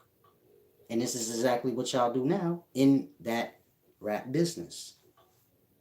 But you're telling me that was not coerced like that. That's just coincidence. You gotta be high if you think that is. Ain't that many coincidences in the world. That part. Now, the Black Panthers and all of these political groups, they getting broke up. You have your gangs. But this is just neighborhood things. People claiming they street. Cruel boys claiming they street. It's not no blood or crip thing or nothing like that. You get my point?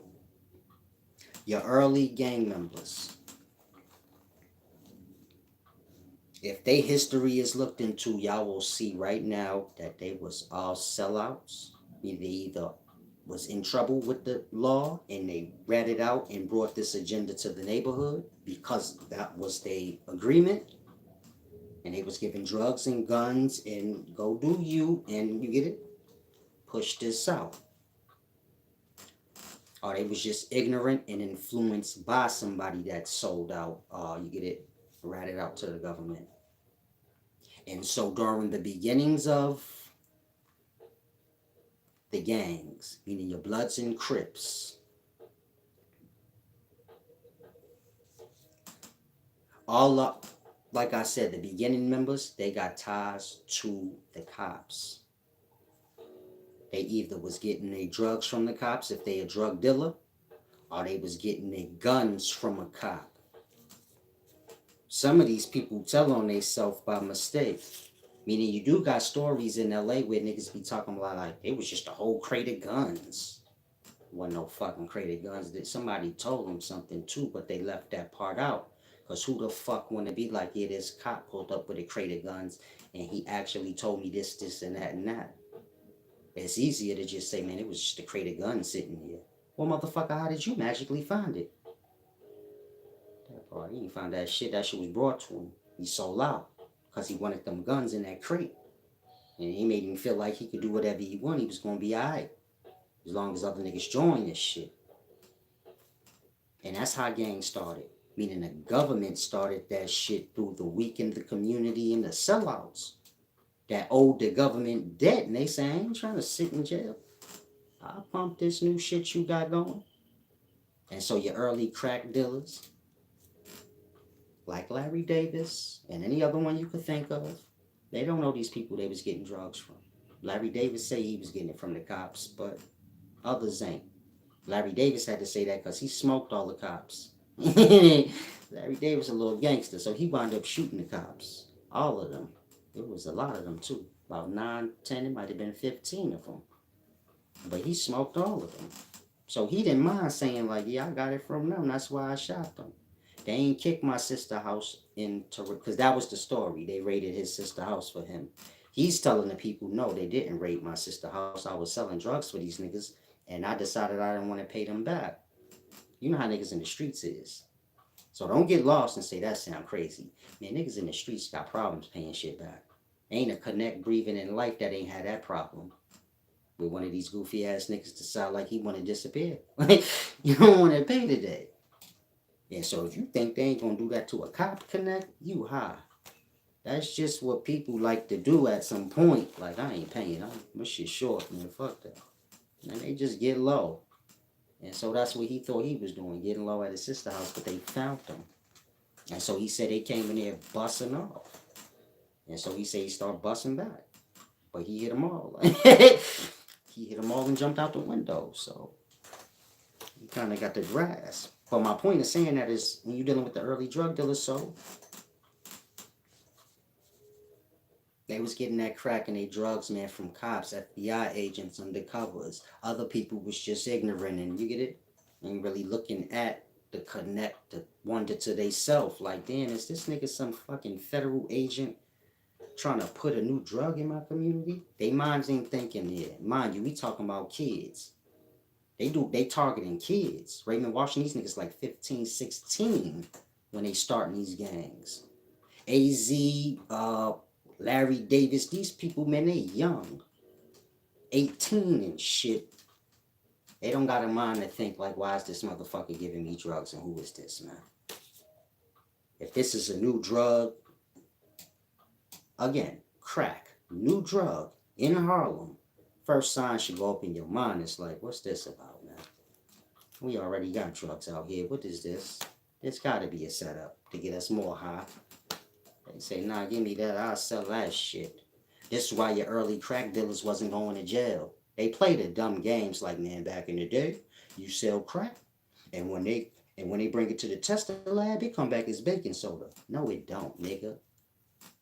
You put about 4 grams to every 1 gram. You put about 4 lines, 4 grams to every 10 grams of cocaine if you cooking. I'm old school. I know the recipe. How the fuck is that showing up more than the coke?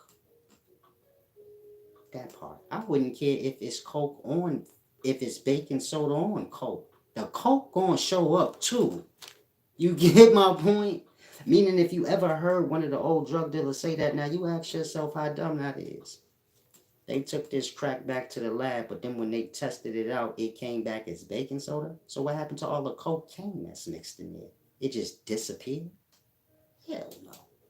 They didn't bring that shit to the testing lab because, you get it? This was a government thing.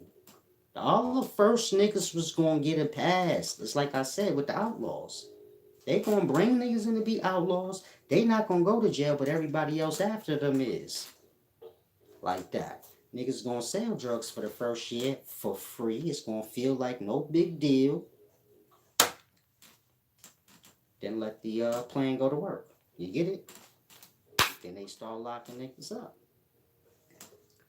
And so, like I said, when you're dealing with the gangs or the drug dealers, they both were started by the FBI. Meaning prior to that, you didn't really have drug dealers. You had very few. Like I said, most people was running numbers. Things like that. They was trying to, in a political party too. You had very few Nicky Barnes and Guy Fishers. And they going towards the times I'm talking about. You going to the 60s and 50s and bumpy time, niggas ain't playing that kind of shit like that.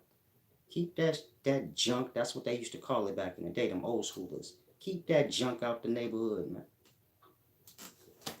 The vein juice, that was back when heroin was popping. Tell them, get that junk out of here, man. Niggas out here with that monkey on your back, you got to get out of here. And so we was them kind of people. Niggas don't want nothing to do with that bum shit. We ain't drinking, we ain't doing drugs like that. There's a small few of our population that do, but that's just a small few, and so, like, whatever. You got your political parties pumping wisdom to the people. You get it? And so that was for that. They broke all that up. They brought crack and this thing y'all know as gangs. Talking blood and Crips, because that's all y'all got. And all gangs fall under that somehow. Even gangs that come before blood and Crip. Y'all don't put the Chicago gangs under blood and Crip, and them shits come before y'all got them. You get my point? You could be in a gang that ain't even got nothing to do with blood and Crip, and you in it. Like that. I'm saying blood and Crip. Those labels and the colors created by the government. That's why the government have those colors. Republican, Democrat, fireman is red, cop is blue. Red coat, blue coats back in slave times. Colonization times. So you get my point? They created that. So the orders go like this. First, they afflict the community with the gangs, the blue and the red. And the drugs, this is the seals. So they put the crack and the gang members on the streets. Of course, the crack gonna bring about the dealers and the users.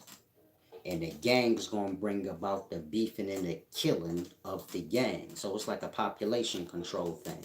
Let them rub themselves out. But we gonna give them all the means to do it. Because right now they all coming together, political partying it up. And that ain't good, baby. So break that up and then make them fight each other. How? Well, we give that side some guns and give that side some drugs. Now they'll have money and they'll have guns, and so they'll work it out. Like that. And niggas get to robbing them and they get to buying some guns and then boom, boom, boom. And now we have the orders we have now where y'all all fall into gangs and sell dope and end up in jail. And so that was an orchestrated plan. That's what Cointel Pro was.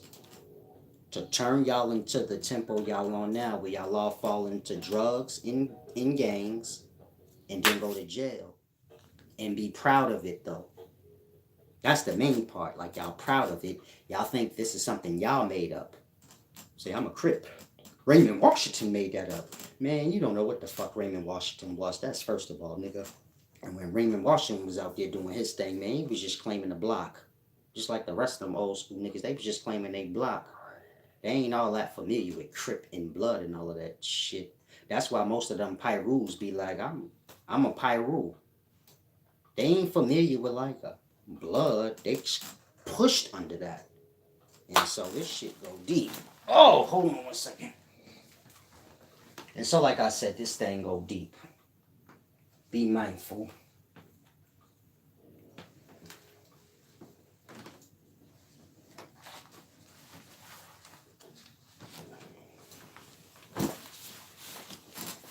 Now after the drugs, I apologize.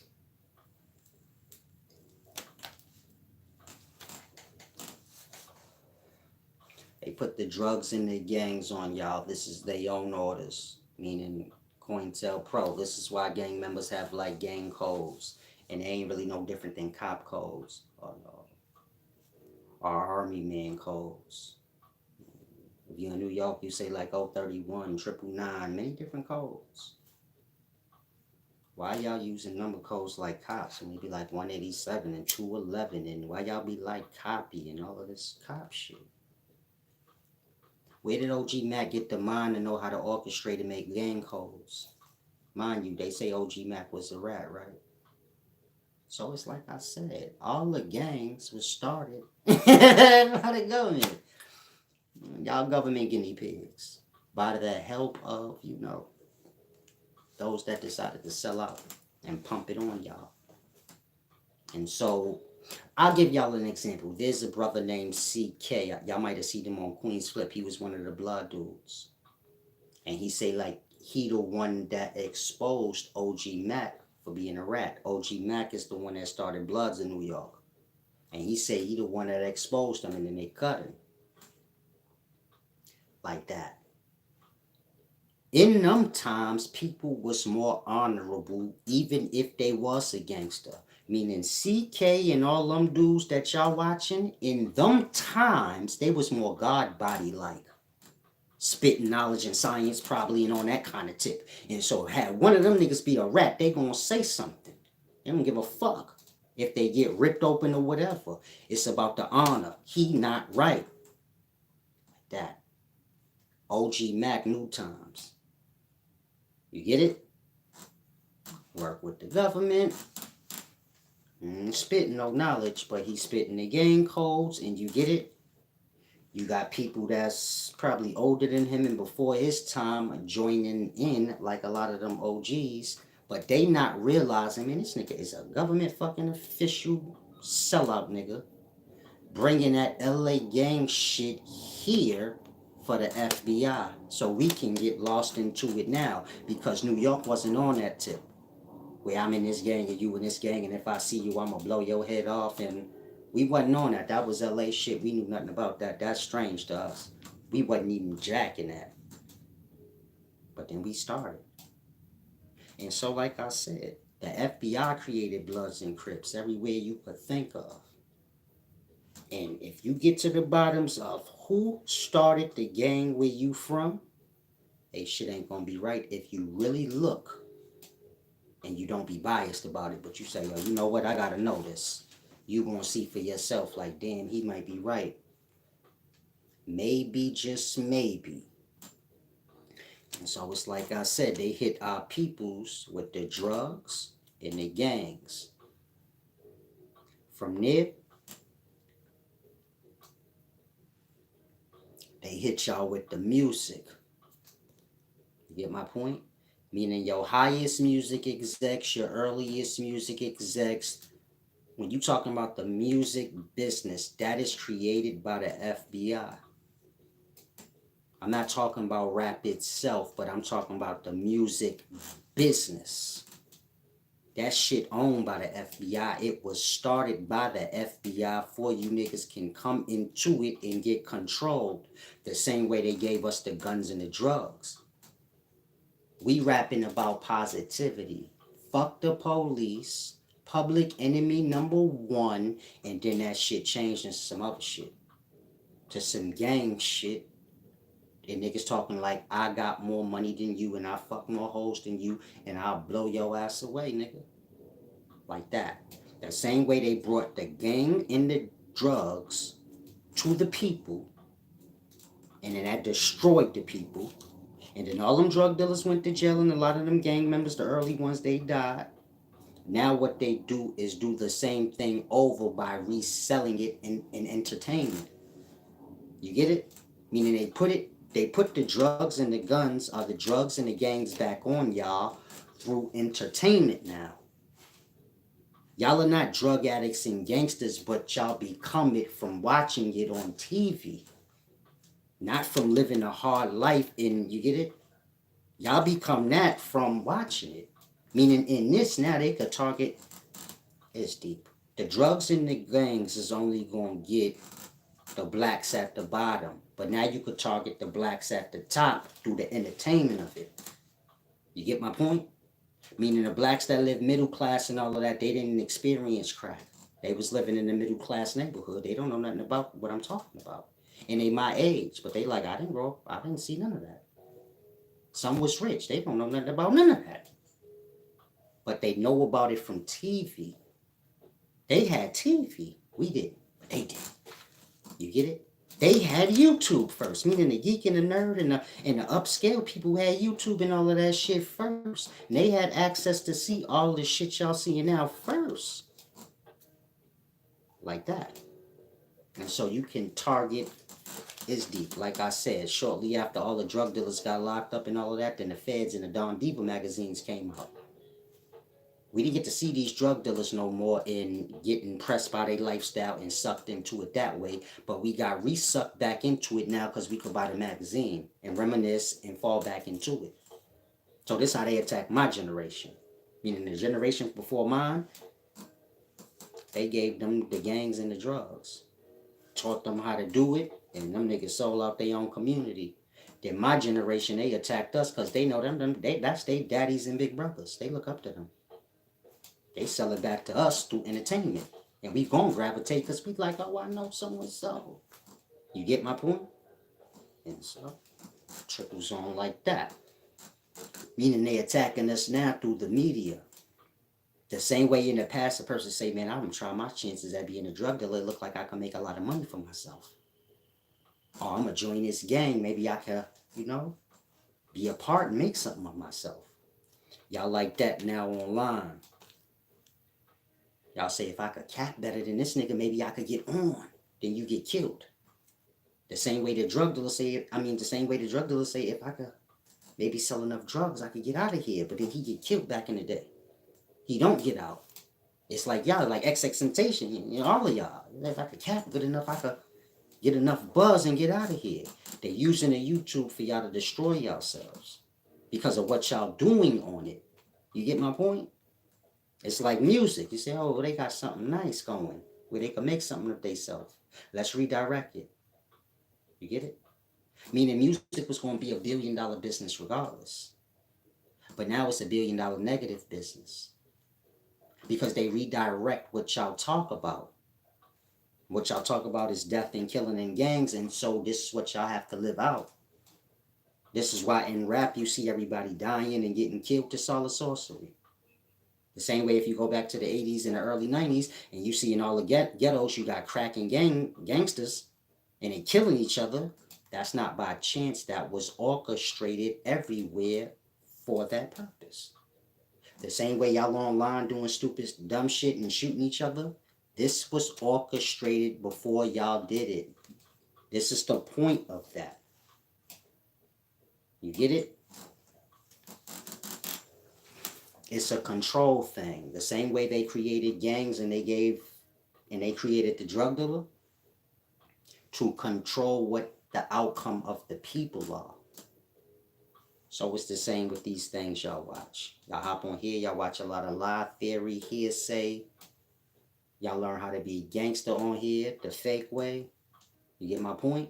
It controls y'all into bad spots. And so, try to grasp. You got a lot of sorceries being put on y'all. Shalom, shalom. Young God said, was you ever a Crip of blood? Yeah, when I was 15, I was, joined 9 Trey. This is before 6ix9ine and all of that goofy shit. The real 9 Trey. It was Billy Badass then, BBA. This when back in the day you say I'm thick like quick.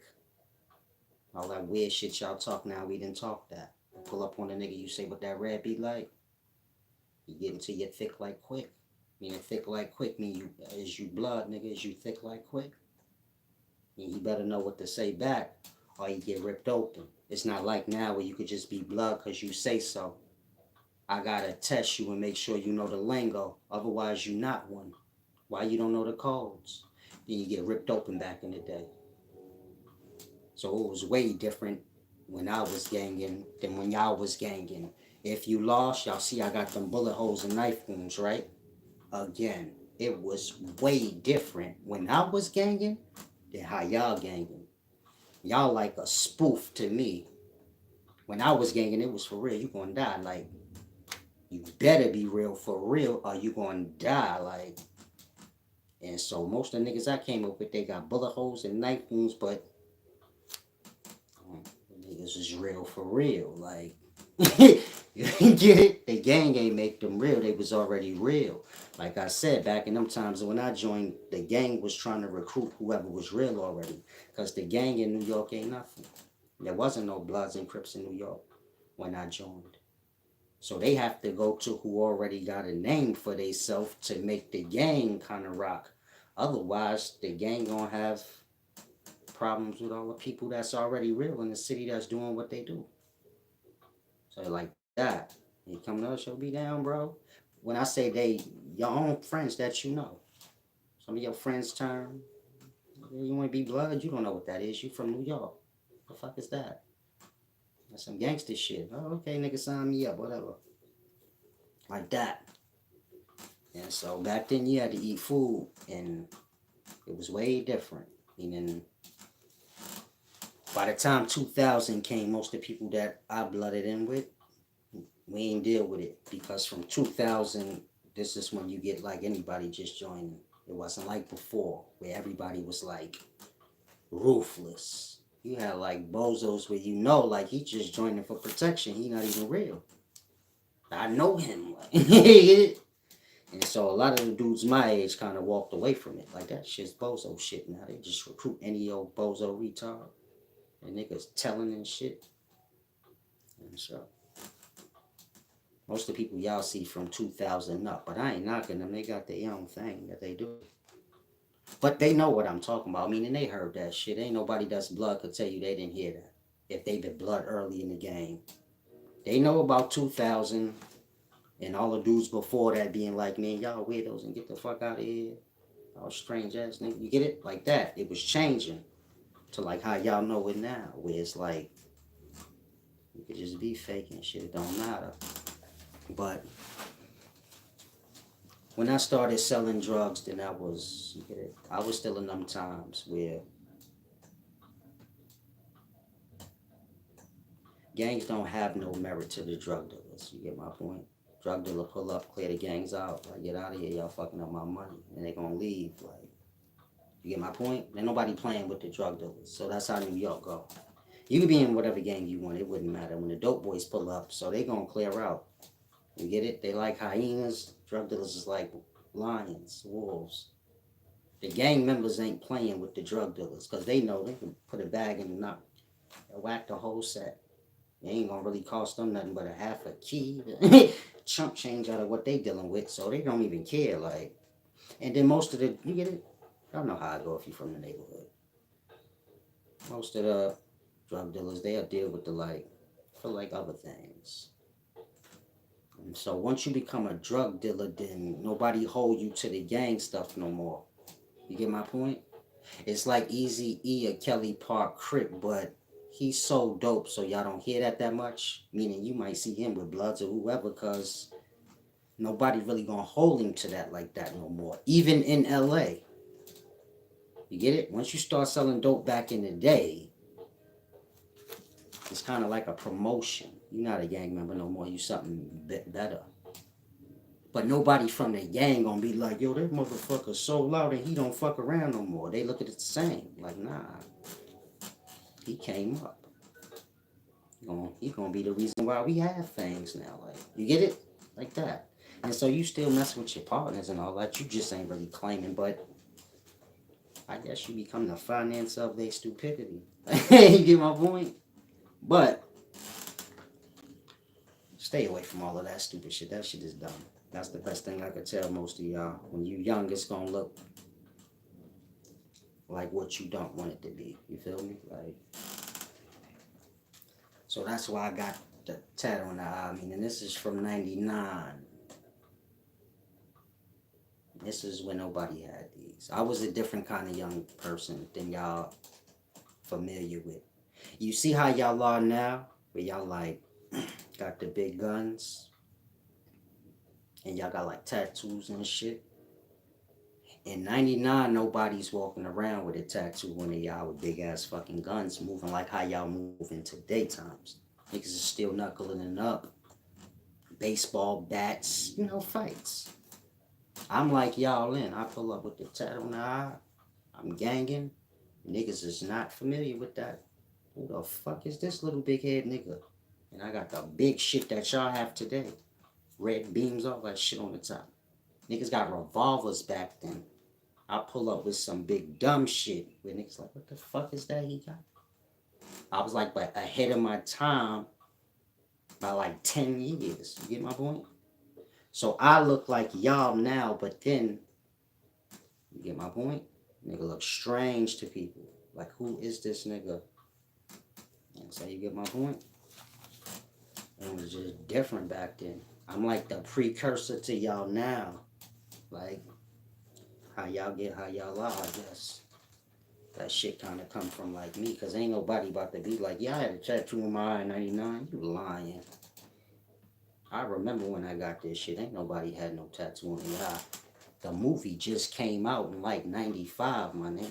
You get my point? South Central. So if you from New York, you seen that on that. And so I'm gonna say again, the movie just came out. So like that. It shit will influence you. I'm ganging. Did I? Don't fuck with that shit. That's all I'm saying. Don't fuck with them shits. Try to focus on what I'm telling you, man. It's a government thing. So if you fall in the gangs or selling drugs, you basically a government guinea pig. It's gonna be bad for you. That's what that's for. Young God said, I thought it was blood out to get out the gang. Yeah, it is, but everybody in the gang ain't to be played with. You get my point? You getting the wrong stupid perspective. Like, the gang is the people. If I'm a high-ranking gang member, what the fuck is niggas under me gonna tell me? You can't shut the fuck up. I do what I want. I'll drop a half a brick on you niggas' head. Fuck you telling me. You get it? You got the wrong perspective of the game because you like a lesser, like a nigga that's gonna get told what to do. Like that. If the gang say like, yo, that nigga cheese food, cool, nigga, then when I see y'all, I'm gonna bust y'all open. Like that. Ain't no, what the fuck I know y'all. Y'all know me. What the fuck you want to play it? I ain't about to get scared of no nigga that I was just hanging with. You hear my point? So this real life. It is blood out, blood in, but man, they be happy for some niggas to not be in the game. That's the reality of it. Everybody don't want to go on rides, man. Like I just told you, nigga, I'm a big head nigga with tattoo on my eye back in the day when nobody got it. Ain't nobody really trying to roll with me like that. You get my shit extra. Nigga 17-year-old, knife wounds, bullet holes. No one's trying to really roll with me like that anyway. You get my point? I'm gonna say it again. I'm like 17, 18 with bullet holes and shit. I walk around with big ass guns, tat on the eye. Nobody else rocking like that. Niggas ain't bullet holed up and got guns on them and tattoos. And so if I say I ain't fucking with y'all no more, you think somebody gonna be like, no, please be down? Fuck him, let him go. That nigga's a problem. You always want to do dumb shit. He just got shot last fucking week. Baby. If you want to get shot, then call him back. You get my point? Some people,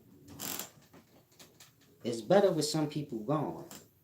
So in my earlier times, it's like that. Nobody tripping if I say I ain't fucking around. They like, good, nigga. Who cares? It ain't like I'm low ranking. I'm telling people what to do. So you like, good. I don't want this nigga telling me what to do. He's stupid. What if he say, let's rob a bank today? Like that. You don't know what the OG gonna tell you to do. If you got a crazy ass OG over you, he gonna make you do the dumbest shit that he had to do, or the shit he do. If he a crazy robber bank, shooting niggas in broad day, he gonna expect that out of you. And so if he decide, man, I'm quitting the gang, you ain't gonna be like, please stay. Fuck him, let him go. And so you got a lot of dudes like that in the city. They too wild to be in the gang. You get my point? They just bring the gang down, like, meaning they going to jail or they gonna die. And so they gonna bring the gang in. I don't really think too good, they just do whatever they want. So I kind of fall into that, like back then. I don't do what I want, I don't care what nobody talking about. I make the gang look good. That's my mindset. Make this shit look good for y'all. Get the fuck out of here. Big cheese, man. He said, did you grow up in a boys' home? No, I grew up pretty good. I grew up down south from 11. At 11, my mother moved us down south from Brooklyn. So a lot of y'all don't know I'm from Brooklyn. I'm from everywhere. I'm from Linden, between Church and Nostrand. 264 Linden Boulevard.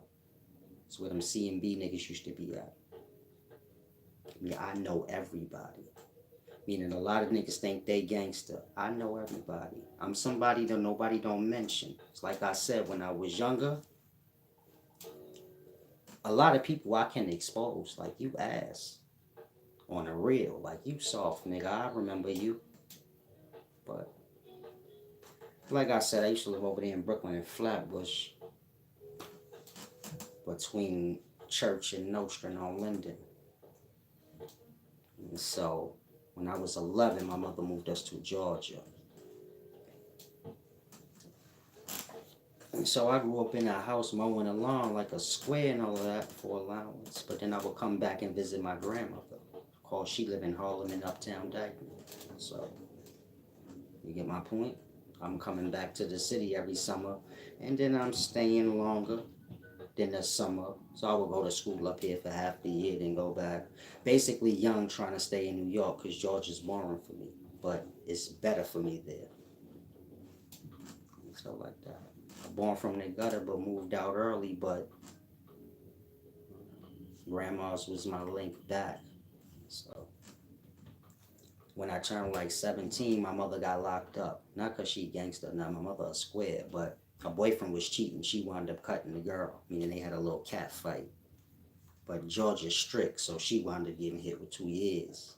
That's when I was in grandma care from 17 to 19. So, you get it? That's when they're going crazy like that. Our leverage said plot twist, upscale knowledge and scholarship is controlled by the FBI. Salam, shalom. Make sure when you say anything here, you got like purpose. You get my point? I ain't big on blurting out stupid dumb shit just cause you bored. And so when I say the gangs and all of that is created by the FBI, so I explain to you how. Meaning I ain't a person that play no games. Don't come here emotional either. If you feel your emotions building up, that means you want to put hands on me. And so that's what you do. Don't cut corners and try to avoid shit, because I ain't. You mad? Good. Do what mad people do. Don't talk, though. That's what girls do when they get mad. I'm going to say what I want. That's always. I don't care what nobody told you. I'm going to always say what I want. I wouldn't care what a nigga do. That not never going to stop. I'm going to say anything I want. And so if you get disturbed by my words, that means you want to put hands on me. If you get to opening your mouth about me, you trying to avoid what you really want to do and don't. It's on me. Because I'm sure I'm going to want to do the same to you. For thinking you can control what I think and say. So, try and grasp. I'm not big on lie. You get my point? And so when you say plot twist, upscale knowledge and scholarship is controlled by the FBI, speak truth in my presence. Unless you want to get disrespected beyond measure. Now, I'm sure if I was a part of the FBI, these niggas can scoop my fucking numbers up and get some of these interferences out my fucking channel. I'm quite sure they'd be able to assist me in that part. I'm quite sure I'd be fired like a motherfucker for this video. I don't care how stupid you is. I'm sitting here telling y'all Cointel Pro created Crips in the Bloods. I think I'd be fired. I don't see how that would be part of an agenda. And so, grasp, nigga. I don't work for nobody, nigga. I know who you talking to. Talking to Big Hefe. Whatever I do, I'm the top of it. You ain't got to look no higher than me. That's when me doing this, when I was in the streets, whatever you could think of, you don't have to look higher than me. And so if you think when I was in them streets, you gonna find somebody to be like me, everybody was under me, so I don't know where you going, but good fucking luck. And I ain't capping, nigga. Whoever you going to get, they work for me. I ain't work for them. But that part. Get the fuck out of here with the weirdo talking shit. That's you about to get a nigga from when I was 15, 16, which I don't mind. I'm gonna bully most of them niggas too. You know, whoever I got my start with, that part. I become a man, nigga. You get thugged out. Move. I remember how you did me when I was young. Move. And they gonna move. And so, I'm what I said I am. Solid and straightforward. I ain't really got time for no goofy ass games. That's why I don't worry about nothing that come out my mouth. Y'all don't have to wait years upon years for niggas can orchestrate something up to convince y'all I'm something other than I am. Because if I wasn't, they would have did it the first day I came. That part. And so, don't get me twisted, please, ever. Come to get y'all jewels so y'all can grasp, you know, the things y'all up against. If I seem a little rough, well, y'all ask, y'all wouldn't speak truth against people y'all scared of. So I suppose whoever's speaking truth got to be a little tough. Otherwise, how y'all gonna get the truth? So, keep everything positive. Keep everything humble. Grasp what I'm saying. Don't play with me too much, though. I'm not a monk or nothing like that. Keep me a sword.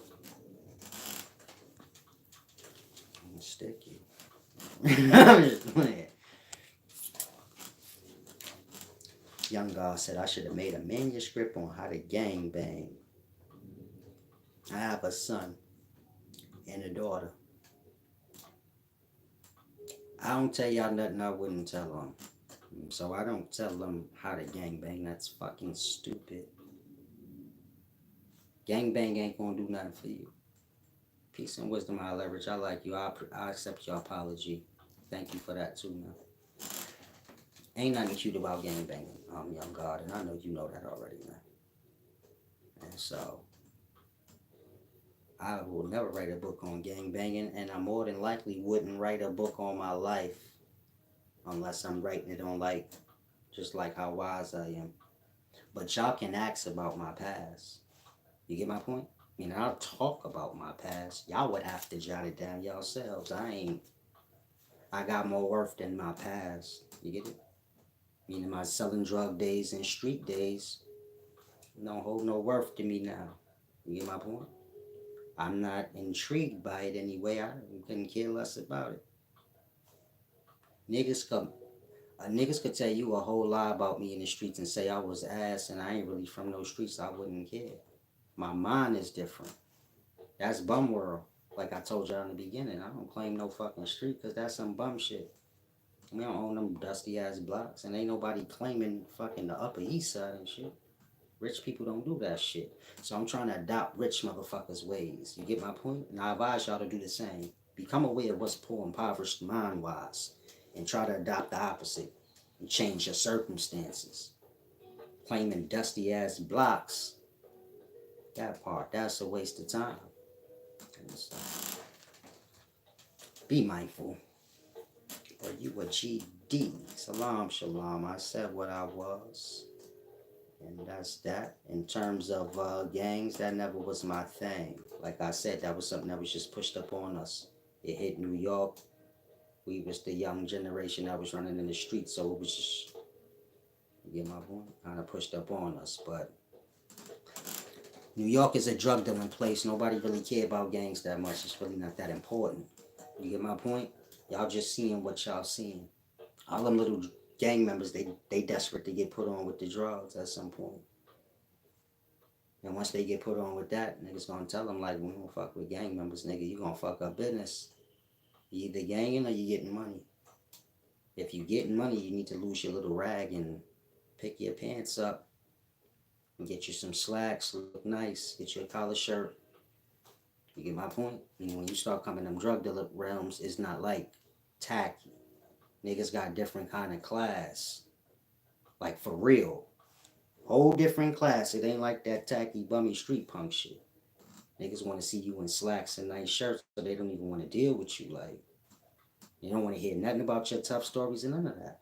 They just want to hear, like, how much money you be getting. And, like, drug dealers got different energy. They don't care about none of that bum shit. They don't want to drink champagne and, you get it? Almost like bullshit niggas. Where y'all be like, damn, Silas got high ego. That's that drug dealing shit. Niggas have that ego. They don't want nothing to do with that bum shit. They get their nails did and shit. You know, pay a nigga to slap you. Like, slap the fuck out this nigga. Remember how I used to slap niggas back in the day when I was like a street punk? Slap the fuck out this nigga for me like that. You get my point? These niggas is bringing flowers to their wife. You get it? They're different. A lot of y'all think drug dealer, y'all think like dirty gang member. No. Niggas is different. They wear like collar shirts, name brand shit. Whole different kind of swag, whole different kind of energy, but same low life shit at the end of the day. You get my point? Meaning they are not unfamiliar with the low life shit, but they try to pretend like they ain't got nothing to do with low life shit, if that makes sense. And the gang members, they more proud of the low life shit, where they'll show it, like they'll show their rag and let their pants sag. The drug dealer more like, no, I want to hide it because you ain't gonna get no money out of it. Nobody want to do business with a nigga they scared of, you feel me? You all scary looking at shit with your pants hanging down. Don't nobody really want to do no business with you. You gotta look like you got some sense. And so that's why I dress nice and shit like that. It's just habit from that. Like, you know, look a certain way. Make sure you got money in your pocket. Nigga, all that other shit that y'all move on, that's new shit. And my day was just that. Make sure you got money. Make sure you look good. And good to go. And so keep those things in mind. Dennis G said, just tuned in. Let me put this book down.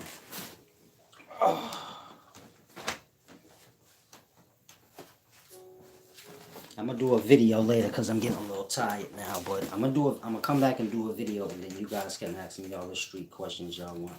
Anything y'all want, nothing gonna piss me off or nothing like that. Like I said, I'm done with that life, so y'all can ask away. Write it down or whatever, I wouldn't care. Now you said, what made me leave the street life and start going in wisdom? I always was in a scholarship. You get my point? Meaning y'all get lost. Whoever's selling drugs and do something now, they got something that they like to do. Like, you get my point? They play basketball, they do something. Y'all kind of get drug dealing, and that shit that's a job. But those is people, and they have things that they like. Don't have nothing to do with the job. They do these things when they not working their job, like selling their drugs and shit. And so I always been into reading and the scholar since I was young. My mother got me into that, like 8. So I've been reading since 8. And So there was no moment when I got off the streets and into the scholarship. I just stopped fucking with the streets. So then that scholarship was left. But there's no moment you stop fucking with the streets. It's not like a movie. You get my point? Where you like, I don't know how it works in the movie. This is real life. There's no like I stopped fucking with the streets. I stopped selling dope, nigga. That's it. You get my point? But I still buy weed out the neighborhood. So you know what I mean? I don't want you to get lost. Like people, good people. You get my point? Just the drug shit. Like I just stopped that. In terms of like the streets, I'm not rich in Hollywood, so I guess that's why I can't answer your question. I don't know what you mean. Nothing changed. I just do the right things now. But I'm not like far removed where I'm like in Hollywood and I'm oblivious to nothing changed. I still talk to you niggas that's in the streets, try to tell y'all good shit, but you ain't gonna see me hanging on the block or nothing like that. You might see me passing through, but that's it. I'm old now. I got gray hair. I'm a nigga that always had pride. I'm not about to be in the streets with little kids and I got gray hair. Blood, that shit's crazy. See? I look out there with y'all, my nigga with gray hair, talking about, yeah. Fuck out of here, nigga. I'm somebody daddy. I'm somebody grandfather. Too old for all that stupid shit. But, you get my point? It's not like a movie where you wake up one day and say, I'm change. You get thoughts in your mind where you like, I don't want to be a fucking old drug dealer and shit. Shit embarrassing, but you want to have something for real. Like, once you hit like 30, your mind gonna start thinking like that. Like, damn, I want to have some real shit. I fucking want to have to keep lying to niggas talking about I do construction and dumb shit. And so it starts with those thoughts. Then, you know, gradually over time, you'll fall into things that you like. Like I said, I was already into the scholarship, so that was just easy. Like, I just let myself go into that. And that just withered away. And so everything that kind of came with that life kind of withered away. You know, and I used to write raps. I hadn't wrote a rap in about I don't know how long, a long time. And so a lot of things that I used to do, my nature changed. You get my point? And so it's like a lot of things y'all do, it just come with a life you live. You get my point? Some of y'all drink lean, but if you stop living a certain life, the lean would just go away on its own. Like, you only do that shit because it come with that. And when you stop doing that, you're going to realize a bunch of shit start leaving from you. That you seem like it's what, I mean, if you would ask me before, I would have told y'all to write raps forever. I'm probably going to be writing raps for somebody. But I get no desire to do that. So, you change. Frankie said, what did you want to be growing up? I don't remember.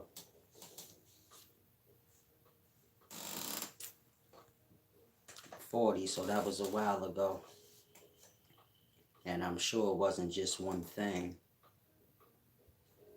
But at some point I wanted to be a drug dealer. So that's what I was. I didn't come up in the best of times. I'm born in the 80s. 82. It's 2002. You get it? I was born in 82, man. Crack. Born in bad times, so like I said, I wanted to be a drug dealer, but you can just charge that to the times.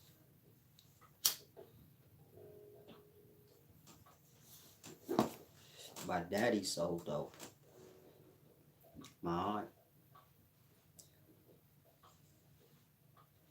My whole father's side just in that life, like my grandma on that side, she killed the bitch and did some years. And when my mother cut the girl, she's telling my mother, like, you should have just killed the bitch because you would only did 5. Like, Coming from that kind of shit, where even if the chicks is a little real, like they'll rip you open. Don't play with them too much. So, like, grandma's is gangster. Feel me? Grandpops was in the Navy. He a Navy SEALs nigga. Gonna kill you in 57 ways. Like, I can't be what y'all want me to be, like delicate. I don't even come from a delicate family. I come from the feathers. And everybody in my family got dreadlocks and they black for real. We'll put hands on you for real. Like, feather family. We ain't with all that other weirdo shit. You know, if somebody in my family, they don't wear a lot of symbols and dumb shit. All that black, red, and green dumb shit y'all do? Nah, they probably just got dreadlocks. And they mad fly and simple. And so, I'll introduce y'all one day to my sister, my mother, my cousins, some of the peoples I came up with, so y'all can get a perspective.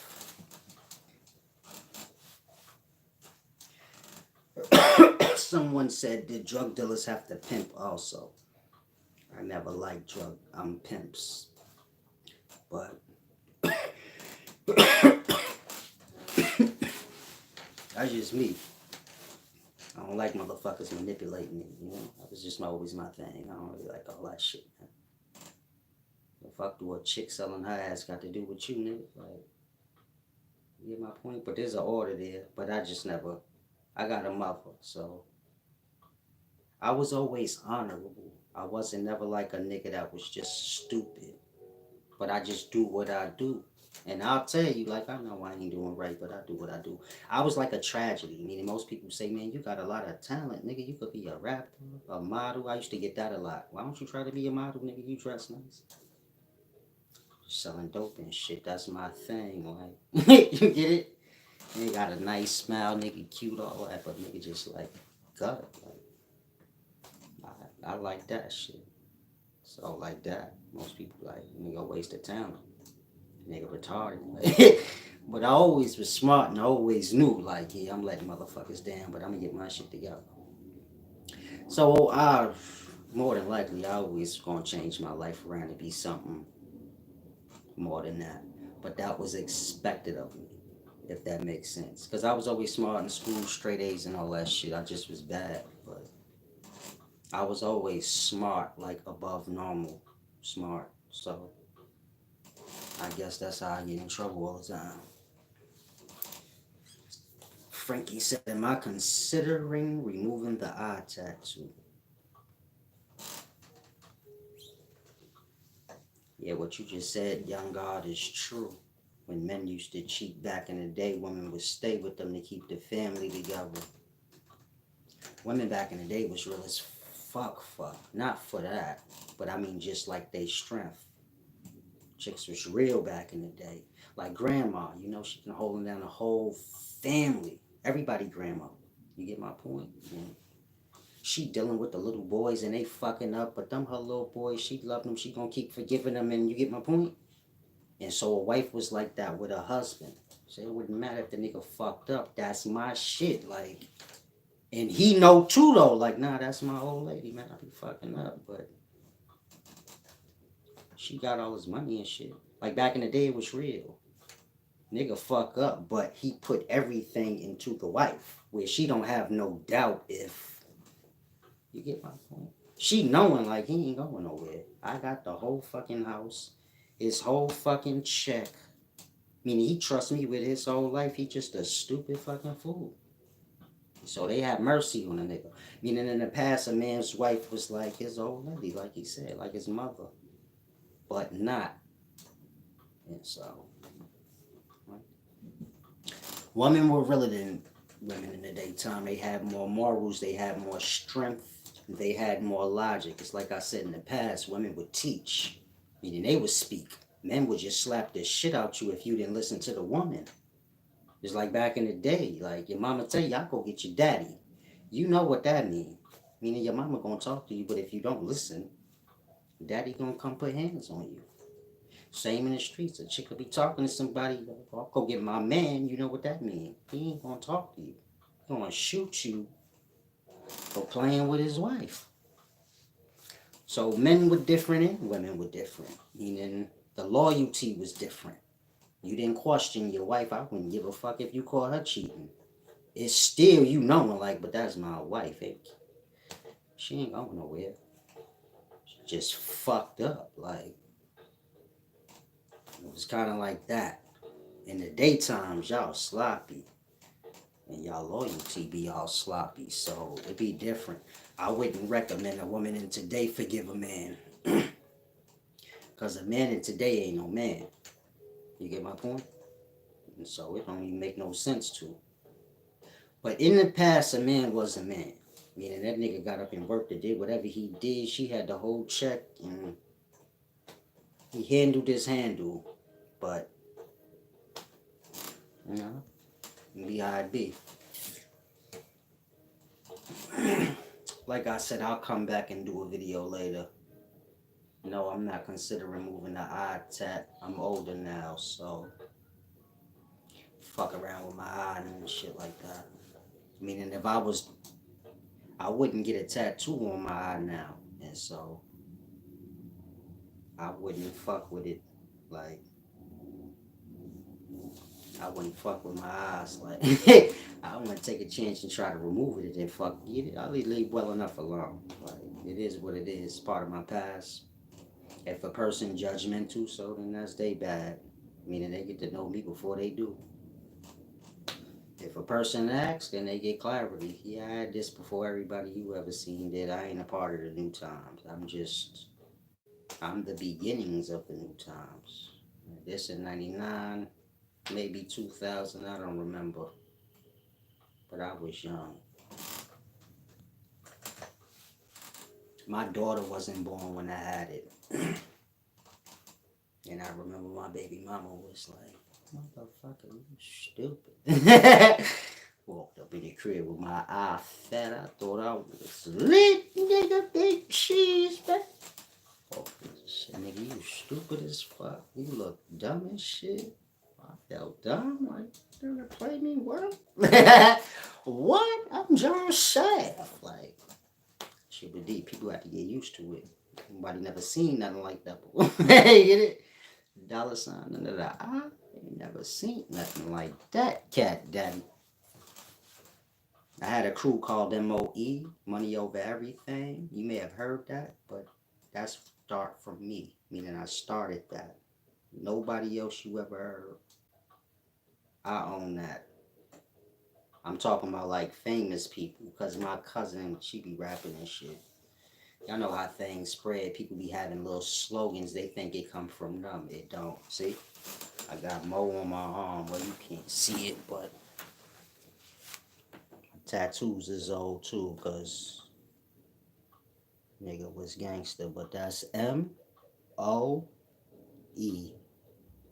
Money over everything. And so, if you ever use that, I'm your boss. This go back to 97, meaning that tattoo. 97, I did a robbery. Me and my man that got life. And so, some of the spoils of that went there.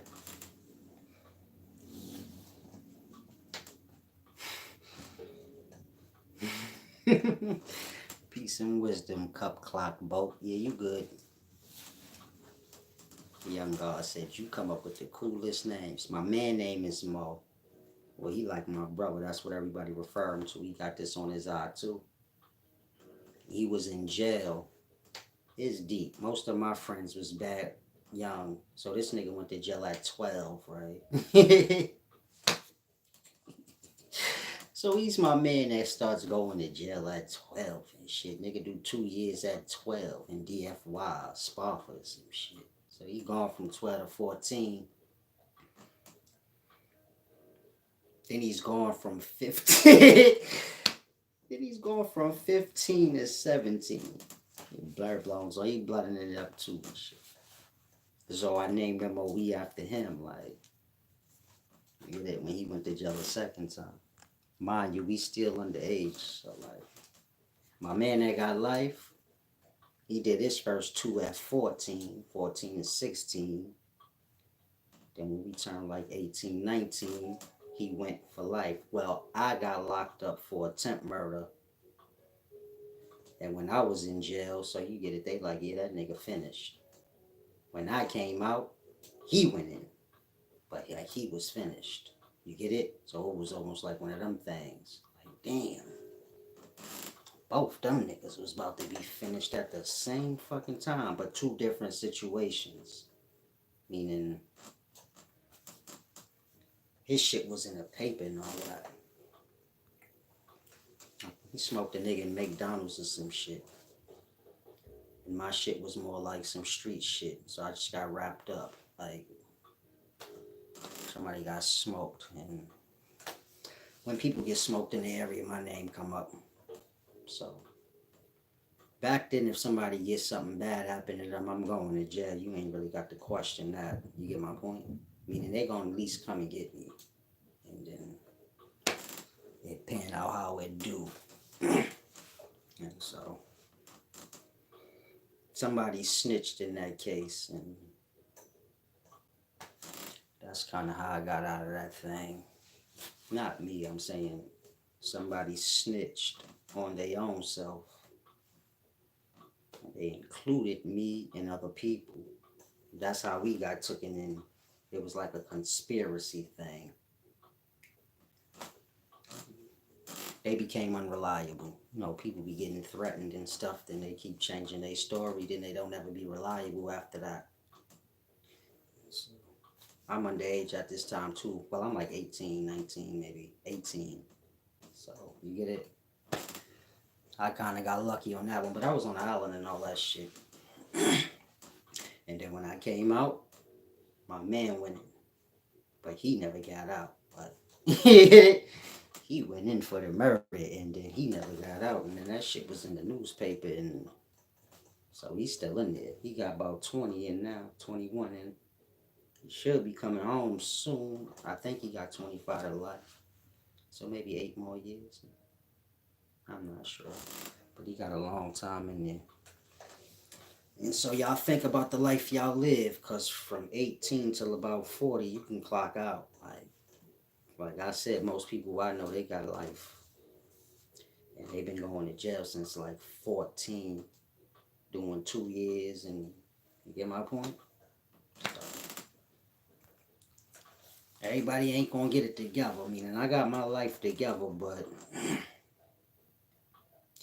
ain't gonna pan out like that for everybody, and I still went through a lot of hardships. You get my point?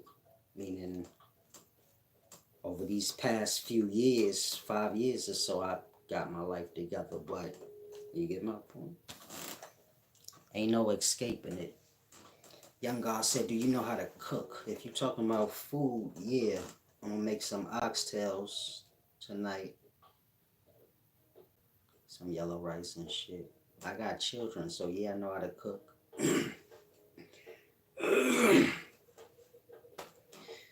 I know how to do everything grown-ups. 40, man. I don't think y'all understand. Like, I live a relaxed, peaceful life. You get my point? Talked to my son this morning for like an hour because he don't ever want to hang up. From there, do my little stretches, whatever. Eat me some breakfast if I need to. Run whatever errands I do. Usually I got to go to the post office and mail something off. Get my point? And I'll come give y'all a video. Cook me some dinner, something nice. I don't eat that much, so I'll make sure it's good. Good upscale shit. Cook me something good to eat. Every now and then I might drink some wine, like once a year. Keep everything cool and relaxed.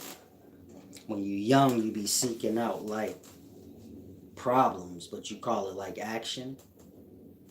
So hopefully you fulfill yourself of that. By the time you get older, you could just have a yearning and want to relax and, you know, enjoy the peace. Like I said, most of my people's been getting locked up since 12 and shit. So that means I've been out there since young.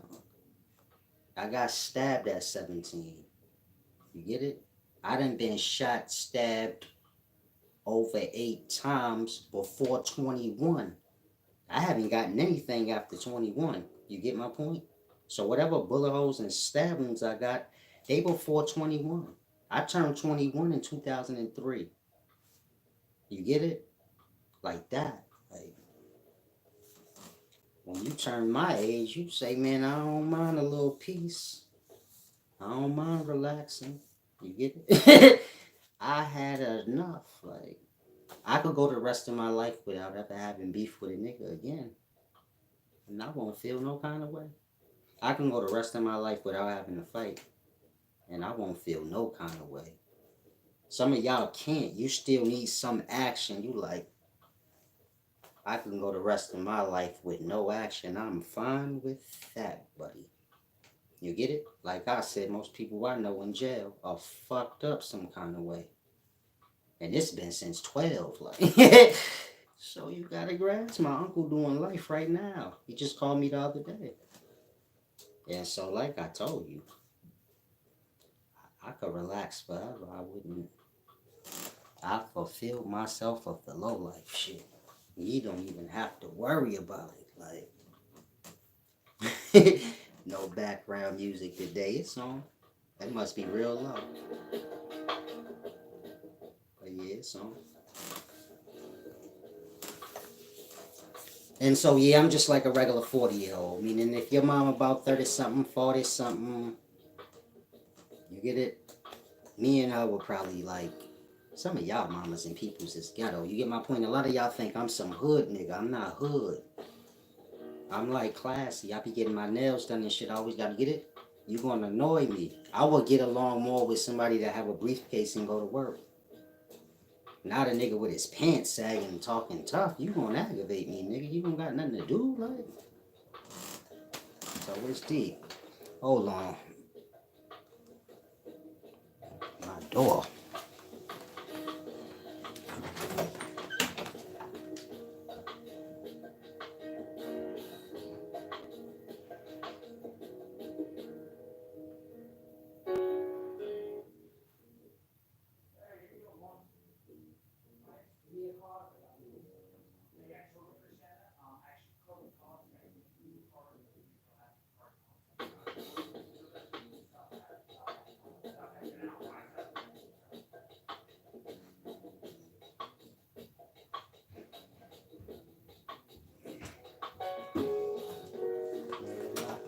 Cops, blood.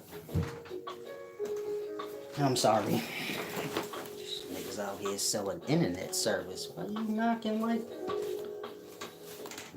I owe you something, blood? What's up? What you doing, blood? Why you knocking on my door like that? So I was just about to knock the internet man out. But I caught myself, you know, I'm wise, solace. I can't put hands on nobody unless they put hands on me first. I have to be nice and kind.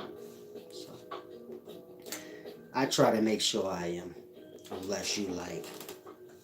I be a little desperate. I hope sometimes y'all disrespect me and shit, because I be like,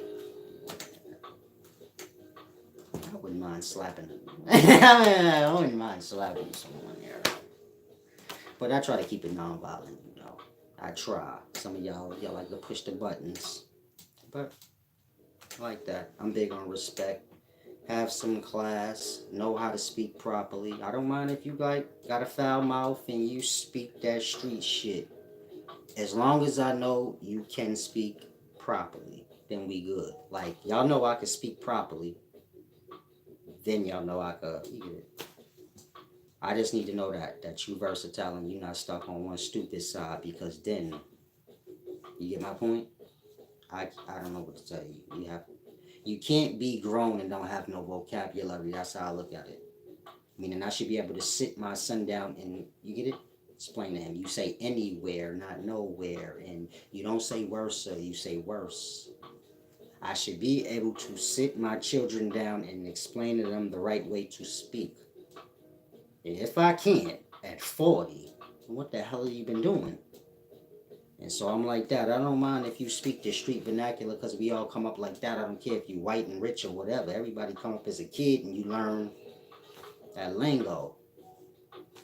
But at some point, you should have sharpened up your vocabulary. You get it? Either you're applying for a job or something, but at some point, your vocabulary should have gotten, up to par. And if it haven't, it's a deep thing.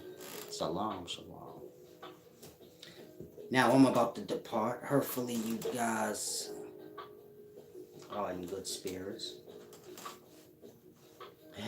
J. Rob said, I'm sure you had to send mother effers on the way to permanent vacation. Hey, man. All I can say is this. Ain't nothing good about no shit like that. You get my point? You don't want to never get that low in life where you think what makes the measure of you taking somebody else's life. You get my point? Destroying don't show your worth. It show how much of a loser and a destroyer you are. Life is about showing your worth. You get it? Being able to coexist with opposition. You get my point? Anybody can rub out opposition, but can you coexist with opposition? Shit, can you become friends with opposition? That's a challenge. But so this is how the mind should be. Anything else is like running from the challenges of life. It's a bunch of people here. You have to learn to control self and blend in. Some people gonna be all the way up here. Some people gonna be all the way down here. You get my point? But so you got a lot of time to practice. When you get frustrated to the point where it's like, I'm gonna kill this motherfucker. You're not up for the challenge. You weak-minded. You get my point? You ain't got no control over your emotions.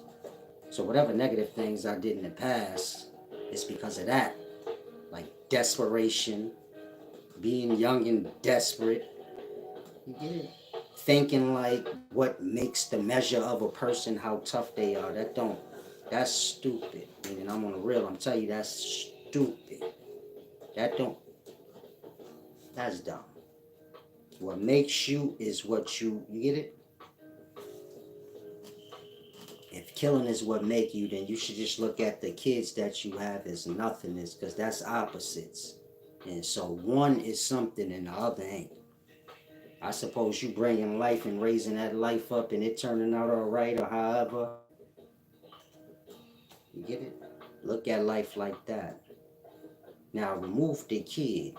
Just you and yourself. It's about you raising your own self up and you ending up good. And you building up this thing and guiding it and it ended up good. That's with everything. Always having that in mind, I'm here to build and uplift things. If I got to tear a thing down, I'm going to put the time in to rebuild it. Meaning if I make y'all feel bad and y'all feel like, damn, he tearing me down. Well, I put the time in to put something else in there. And so, you get it? It's about building and uplifting.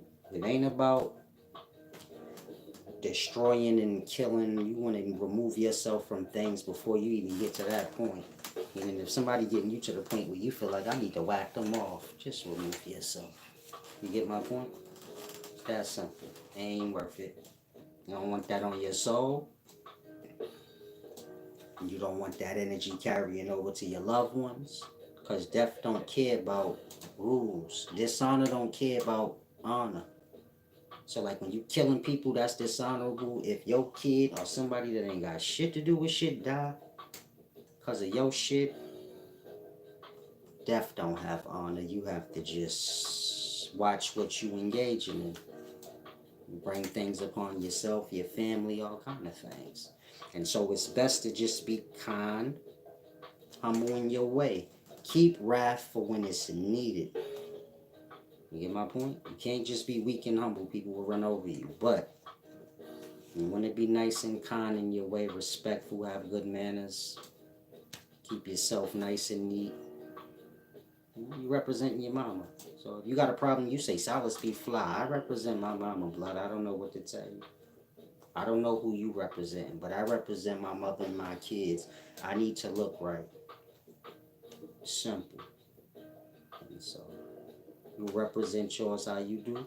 When I'm speaking accurately and proper, I'm representing my mother. That's how she taught me to speak.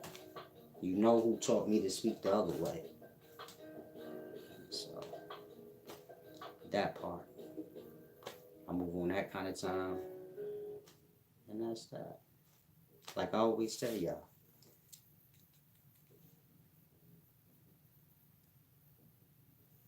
Keep your mouth closed, ears open. Tell your mother the food was good.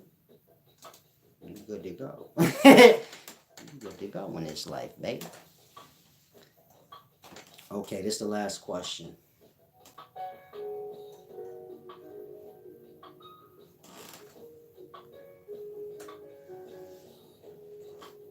He said I actually read y'all comments. Salam, shalom. What should you do if you are on a better path in life, although your friends are still street? Separate yourself. That's your only shot, champ. Otherwise, they gonna influence you. It's not likely you gonna influence them. So the best thing you want to do is separate yourself, find new friends, maybe deal with the self before you do that. So like whatever little stains they got on you could kind of come off. Like whatever little street things you got stained on you that you don't notice, it'll fall off if you ain't around no influences of that. That way when you step into your new glory, you can pull in what's needed. Like, you know, the things that's going to keep you on that path. You want to feed the fires, so you need to know what fires you want to feed. You say you're on the right path, you want to start adding things to your life that's going to feed those fires, meaning get you ambitious to stay on that path. So, the same way the street person going to get excited to stay on the path they are, and things are going to transpire and happen to ignite their fires to make them, you know, want to engage more and more in their life. You got to do the same on the reverse, meaning find things to engage you more into the right path and things like that. With the right people around you.